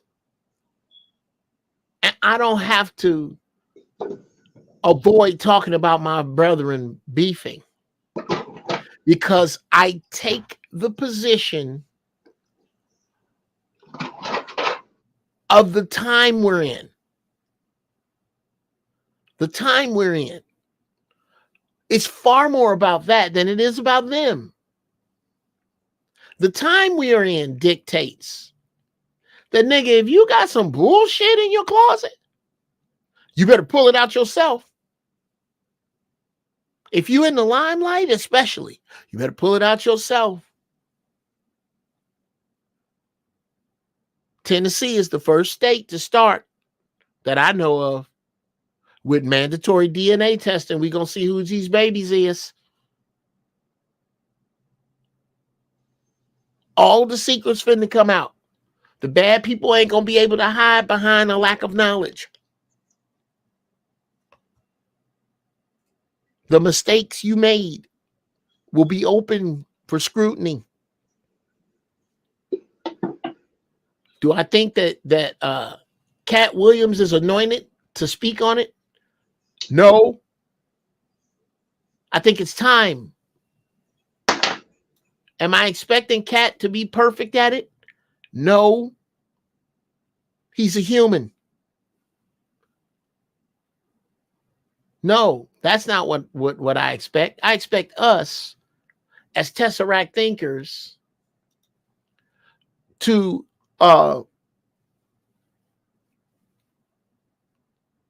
I expect Tesseract thinkers to extract the wisdom out of it and keep it moving. Now, I definitely got to address this. Dijon Fat Ash say y'all all take jokes. All means me, Dijon. You need to ask around. I done wrote for a gang of comics and myself. And that's the one thing I pride myself in saying, is that kill or die. And I've done both. I'm not finna get up here with somebody else shit. For what? I write prolific enough to write for 4 or 5 comics at a time. Think prolific enough to not have to do that. Right. So all of us not doing it. I can tell you somebody else I ain't never see do it. Sinbad. Sinbad is also somebody you ain't never heard him complain about stealing his jokes, because you can't. They're not even really jokes. Mm-hmm. I don't know. They don't fit in the box of jokes. This nigga just be up there talking and make you laugh. That's murdering and don't say damn. So I don't even know if you can actually call what Sinbad does jokes. It's pure comedy. So he never had to worry about that. But to say we all do, no, I can't. Now, what's on your mind there, young Master Bruce? I got some real shit on my mind. I'll make a little comment about the Williams, but I do got some real shit that we need to address. No, right on. Well, hit them both. Hit them both. Go. Let me get my house in order before I get to talk. All the screaming in my background. You got to go out there and do some sheriff.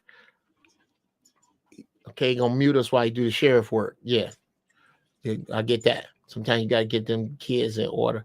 Yes, sir. Okay, well, hold on. Oh, hold on to that thought. Just there. Just I gotta stick. I gotta poke Annis. Speaking of that, Annis, the real truth, only nigga talk works on Maceo now. If I hit him with nigga talk, he get in line. Now, go ahead, Bruce. Okay. What's on your mind, brother? So, when you talk about the NFL and all of us having our own shit, mm-hmm. I think that's what Cat be speaking on for the most part. when he speak about how he speak it. So like brother said earlier, I don't think he has to be entirely accurate. Just know something funny is going on with something funny going on in this industry. And if you've been paying any attention and lived any type of lifespan, you understand that the funniest people ain't the people they put in front of you. So, that's about as much of a lesson as you need to know from that stuff without being distracted. The other thing I really want to talk about is, have you heard about the media literacy law that just got passed in California? No. Do tell, young man. So, No, go ahead. Do tell. Okay, so they passed a media literacy law for K through 12 in California. It's 2 bills, but they passed this one where they're going to give children training on where to get the truth from K through 12. Okay, I'm sorry. I get it. You could get the truth from the library. But no, the problem is that the reason why something like that'll work is because the parents is already getting their truth. A lot of parents is already getting their truth from the BS mainstream media. So you know what I mean. The thing is, anytime my child come home with something that I know ain't the truth, I'm telling her off the muscle, don't believe that. And who you want to believe, them or me? I tell you how you get the truth. Go on Ancestry.com. Put in your ancestry. Tell that truth. I already know mine. I even got the manifest of the people who owned my great-great-grandfather, the Reeves, in Dillon, South Carolina. And yeah, get that truth. Yeah, but that's my great-grandfather. My great-grandfather was a house servant. Yep. The manifest. I got the manifest. I even downloaded that thing onto my phone to know where I came from. Seriously. That's more of a programming type thing, so they could control the narrative. Because they know the narrative is getting out of their hands now. You know they don't have control over it right now, because their lies are all coming to light. Exactly. So this is another way to reprogram and have more control over the kids. Because you get the kids, you screw them up for most of their life if they don't have nobody around them that will actually tell them the truth. Tell them in a different, right? With evidence. Yeah, because grandmamas, big mamas, all them are gone. It's up to us and our generation to tell them, the new millennials that's coming up, where they came from and the truth. Yes, there's cotton. Yes, we picked it. Yes. I keep cotton on my desk at work. And it's why you keep this cotton on your desk. I work for the Department of Treasury for the state of New Jersey. I keep cotton on my desk. You know why? Because I never picked no cotton. I don't know how to pick no cotton, but my grandmother, my oldest sister, my brother, my aunts and uncles, all them picked cotton. My mama, all them picked cotton. I was the only one that never picked cotton. And I never want to go out there and pick no cotton. Not no heat, because ain't no shade out there. Yes, tell these babies where the hell they came from, because if you don't, it's lost forever. For real. Tell them. It's the same way that they want a bunch of effeminate men. Yeah. They don't fit. They can't fear that. They can control that. They can take them out with ease for the most part. They don't want no masculine men to challenge them. So yeah, it's just another grooming stage. It's just another way of grooming to me. Right. Okay. So grooming, right? Let's get to that part of it, because that's the most important part of it. Is anybody familiar with 1984? Oh, is it George Orwell? Yeah. Yes, sir. So in the book called 1984. If you ain't got the time to read it, please listen to it. It's gonna take you about 10 hours and some change to even listen to it. That's where I listen to most of my stuff. But you can listen to it free on YouTube. And I say that to say this is the first bill passed where there's a thing called wrong think in 1984. Wrong think. And it sounds as fucked up as you can make it sound. In a place where there's freedom of speech, they also pass a bill where it's against the law to think against the government. Mm-hmm. To think against who? The government. Mm-hmm. This is a wrong think bill. So In what's what going to state? end up? This is just right now. It's just in California, but you know, if Oh, But they're gonna California push doing the as whole this, California goes, so does the whole they're country. gonna push it nationwide. so when they do this, I'm pretty sure that the next step is telling your children to tell on you if you say something is different. So if Which you they say already do that January to a 6th degree. was an inside job as an adult because you have eyes and you know Islam showed you within like 4 hours of it happening that the guards were letting people in and walking them around. If you say that, that is wrong think and you are speaking against the government, and the government can come out to your house and do and arrest you. Yeah, it's a way around that, though. That's that. Yeah, but I'm saying not to cut you off, but I'm not gonna just tell them. I'm gonna show them where I get that information from and tell them, yeah, this ain't your daddy talking. This is this person talking. Well, here's what I think, if I may, Bruce, real quick. What is a bit ready, fire, aim about pointing at a piece of a document that backs you up is that by the time you get to the document, you're on your way to the back of the car. Right. You defending yourself now. You are now in the defense mode of something that never should have been in the first place. I think that's kind of, I know when I hear you speak of what you're ready for in that vein, that's the first thing that comes to my mind is that it's like being ready. It's like being ready for a tsunami. Getting ready for a tsunami by getting you some scuba gear and some fans and some oxygen. When the truth is, nigga, this is a tsunami. So it does your readiness is about defense. When the thing to be is ready from an offensive standpoint, and I really want to know what you think that ready is, Bruce, when you get through. Just run that in the back of your head right now while you were finishing your thought. Go ahead. Okay, so big cousin, I need you to go ahead and mute your phone while you baking whatever. Oh, somebody, yeah, is that you? Bananas. Oh, I'm sorry, that's me. I'm sweeping. I'm back.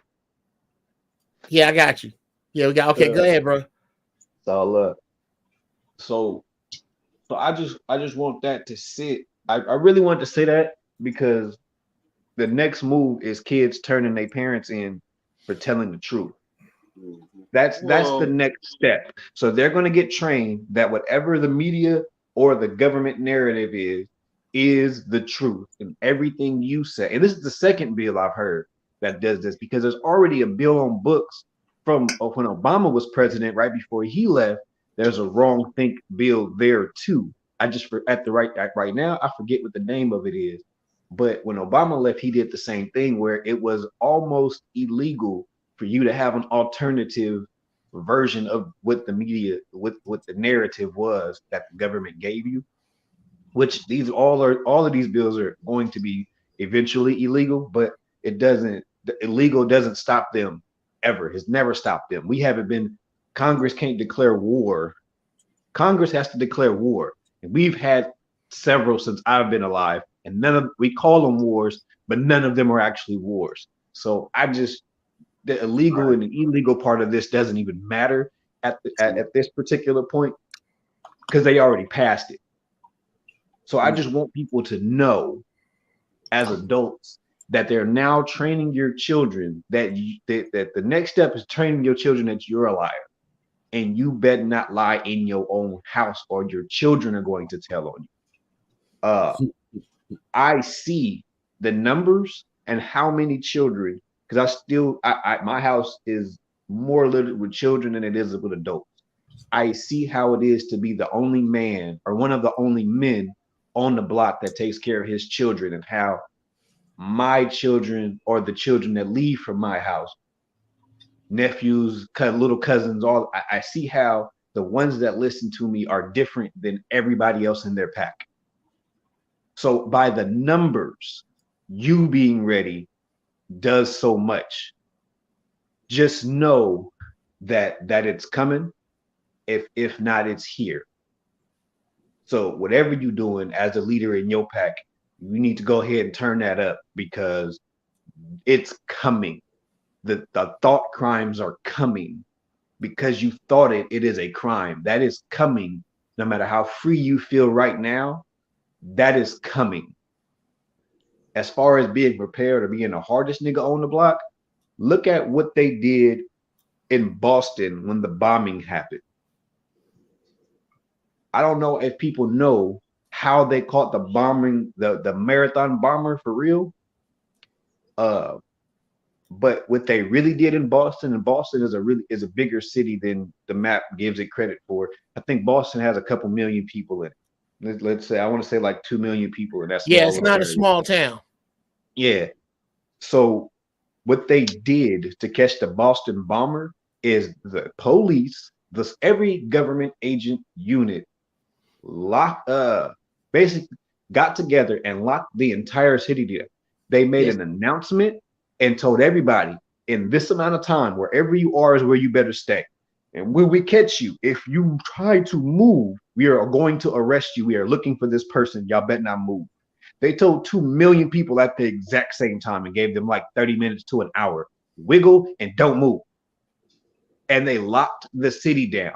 They pulled up to every block with Bearcats and AR-15s and shotguns and went house to house and walked in your shit. And if you did not open your door, they kicked your door in, arrested you and everybody in the house, pulled you outside and went to your house how they felt like. That's how they did from house to house, block to block. And they found them. But for not for you, but fuck that they found him. They locked 2 million people down. Now. Right now. This was however many years ago it was now. This was 10 years ago. In one city, millions of people. Fuck that they found one guy. They told you, an American, to stay where you at or go to prison. And if they caught you trying to go from the car because you left your phone charger in the car, once they were on your block and you were moving and you tried to go back in the house, you were arrested. They basically violated everybody. Not a town, not a little area, millions of people at the same time. You bet not move. So I don't know. I don't know how to get out of that exactly. I gotta holler at Zero. I don't know where Zero at. Gotta holler at Zero because I don't see nobody in the neighborhood going, we gonna get together and fight this fucking Bearcat because they only gave us an hour, but they've been preparing for this shit for months because that's what it really is.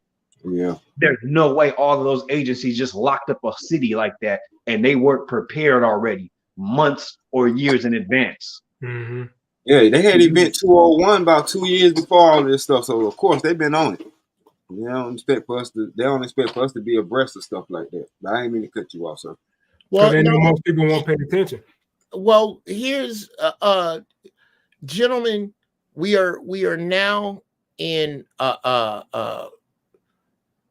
far different water than the show, and I welcome this water. I dig shit like this.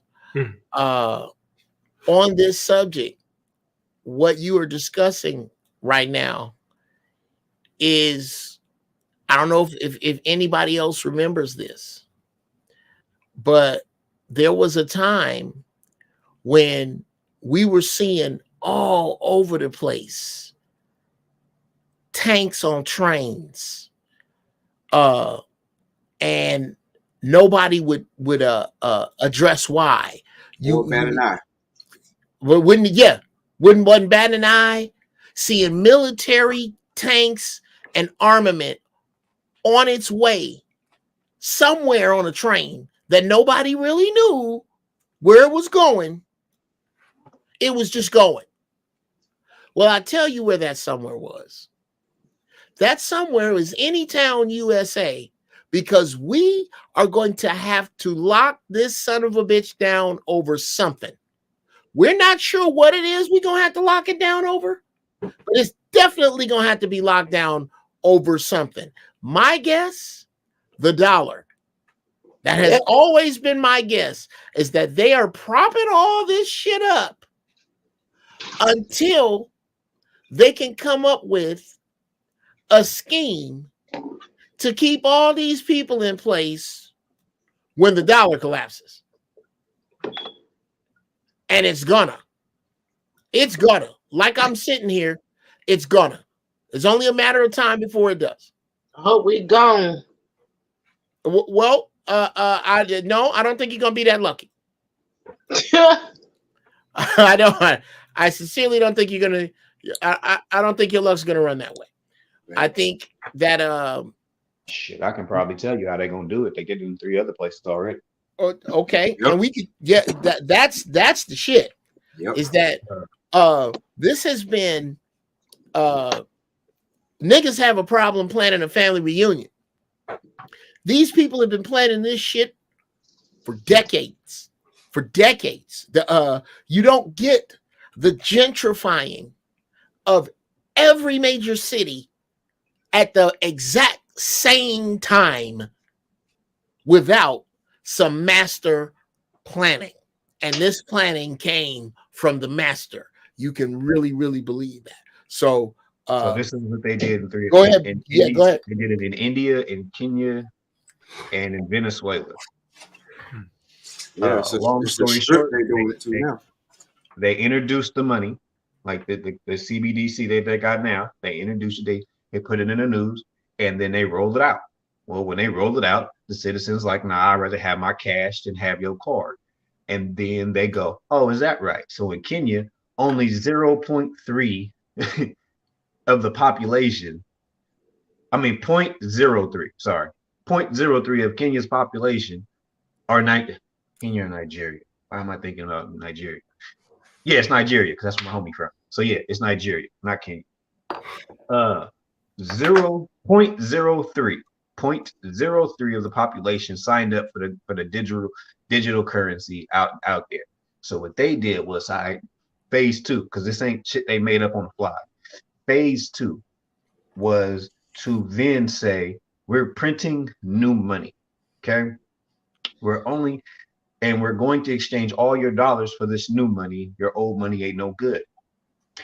All right. Then they slowed up on the printing to where they only gave the people $40 a day. You can only pull out $40 a week in cash to live off of in cash. Well, the problem was they said in Nigeria, you had to live on $44 a day. Mm-hmm. So now there's a cash deficiency on purpose. So now you can't buy things that you normally would buy, i.e. food. You couldn't buy food for your family now if you didn't have basically their money. And if you had enough money, at this point, it was just a wait you out situation. How long are you going to starve your children before you do what we say? So then when they got it up to about 35% of people signing up because, you can't buy a fucking apple, they kind of let it go because they started tripping and people out there started really tripping and they was like, all right, we will it down. So then they got it to about 50-50 now. But they starved their people out in order to get the money, to get them to accept the money. They always find ways to fuck with people. That's all. They've been doing that kind of shit. They're gonna see what people can tolerate. Who's gonna put up the most resistance. Right. And figure after a while, you're gonna give up. You're gonna do what we want you to do anyway. So we'll wait it. They had the means to wait it out better than the citizens do. So yeah, they're gonna pull all kinds of foolishness. They just all they really do is bringing all this comic book shit to life. Yeah. People don't really pay attention to. If you read those books back in the day, they're like X-Men, Avengers, all that stuff. All that stuff was in those books. Everything they do now is in those books, just under a different name. But people don't pay attention. They think it's fantasy. They think it's all finished. Ragnarok. All that's talking about the end or the destruction of what has been in place already. Yeah, most definitely right about that. Well, gentlemen, as we enter, as we segue over into this type of conversation. No, it is way off topic. What's that? I say it is a bit off topic. No, I don't mind. Because I like when the conversation strays. I don't have an issue with the conversation straying from the subject because it all becomes clippable. Because you know you cast dry bombs in here. That's one of the reasons that I dig the panels that show up. But as we discuss this, something's about to hit the fan scenario that we are the ones that can feel. As we discuss that, what becomes painfully clear and important as I kick all you niggas out,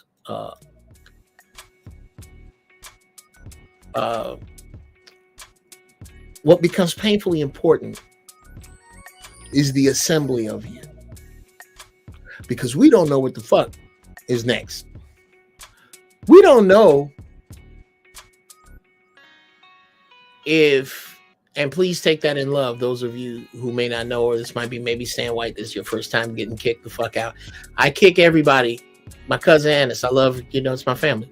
I kick her the fuck out. I kick everyone the fuck out. At the end of the show, I kick you the fuck out. As we hurl toward whatever the fuck is next, I can guarantee you are not going to be able to navigate it without the mindset that we need. And D Block hit the nail on the goddamn head. We are actually still on topic because who is in your house is important. In okay, damn it. Okay, here's what's got to happen. Here's I ain't done this in a while. Sit still, D Block. Sit still. I got it. Because you dovetailed everything, which is what I was going to say before I got off, before I left today. So I'm gonna have to start the camera back up. And I'm gonna have to start officially my 1 month mulling journey. I'm gonna have to start it on my man Stanley D-Rock the Block White. I got to start it on that comment right there.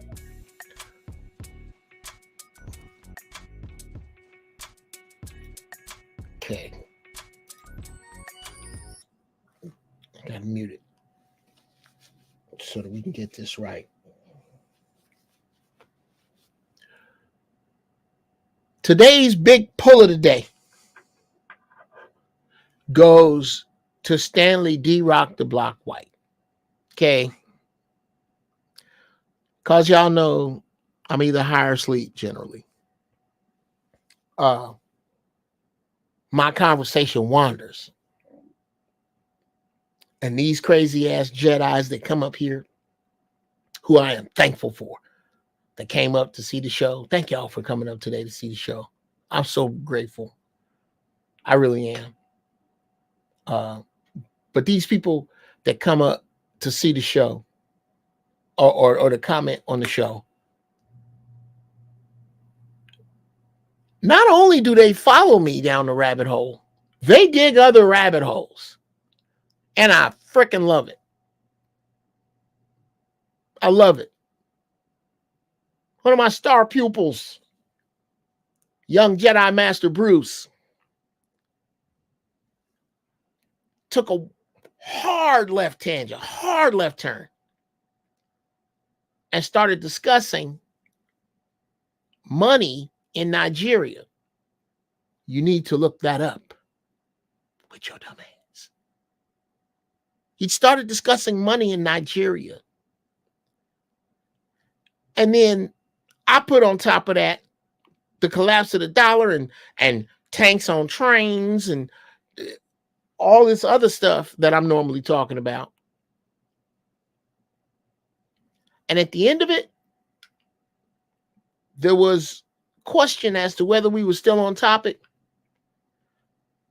D-Rock the Block comes back with this. We are actually still on topic because who is in your house is important in these times.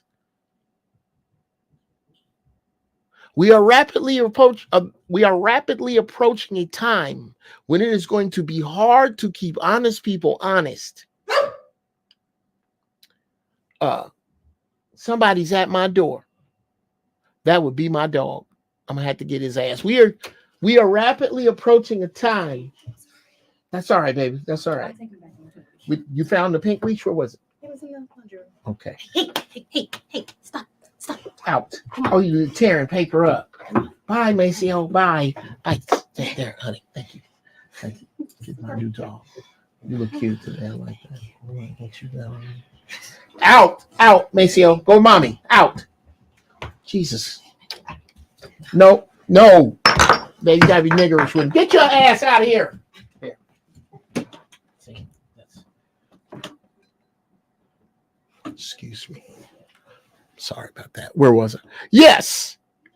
So important in these times. Let him go down the steps. When you get ready to go downstairs, are you closing him in the guest room? If you gonna go down the steps with him, baby, let the leash go. Get him hold of it when you get downstairs. I don't want to hear. So yeah, just let him go. Anyway, who is in your house is important in these times because these times are about to change, y'all. Hard. You're turning up the fire slow, but the water's getting hotter and hotter. Understand, when they turn up the fire, the result of that is not just high fire, it's hotter water. Watch who's in your house and ask yourself why.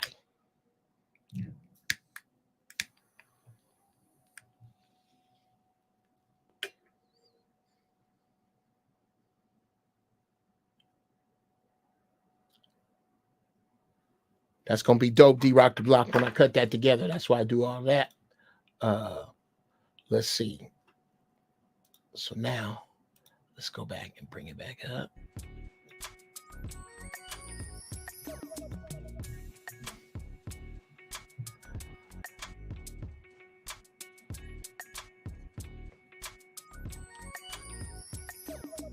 You got to be kidding me, Annis. He still remembers Maceo's name?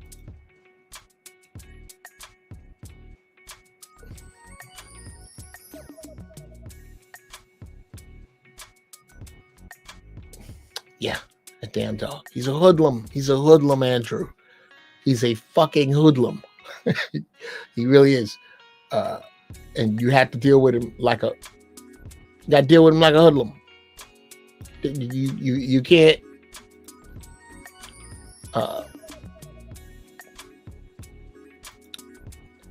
No, Andrew. He doesn't like weed as much as his sister does. He doesn't, because it slows him down, and he knows it. He doesn't, or so I understand.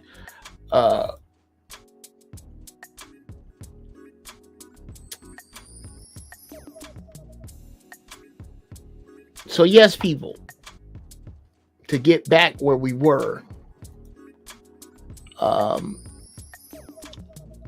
I can't overemphasize the importance of wisdom and vigilance and getting ready from every angle. And shout out to Jedi Master, young Jedi Master Bruce. Bruh, good looking out on that article on that subject. I strongly suggest you look up Nigeria and money. I didn't know about it. I need to know about that kind of shit. And so do you. Because keeping yourself abreast in these times is how you stay high in thought. Stay high in deed. Guide your ignorance to your wisdom. Pull out of the gravity of the stupid. Sisters, find your peace. Brothers, find your majesty. It's your Uncle Jeff. I'm out.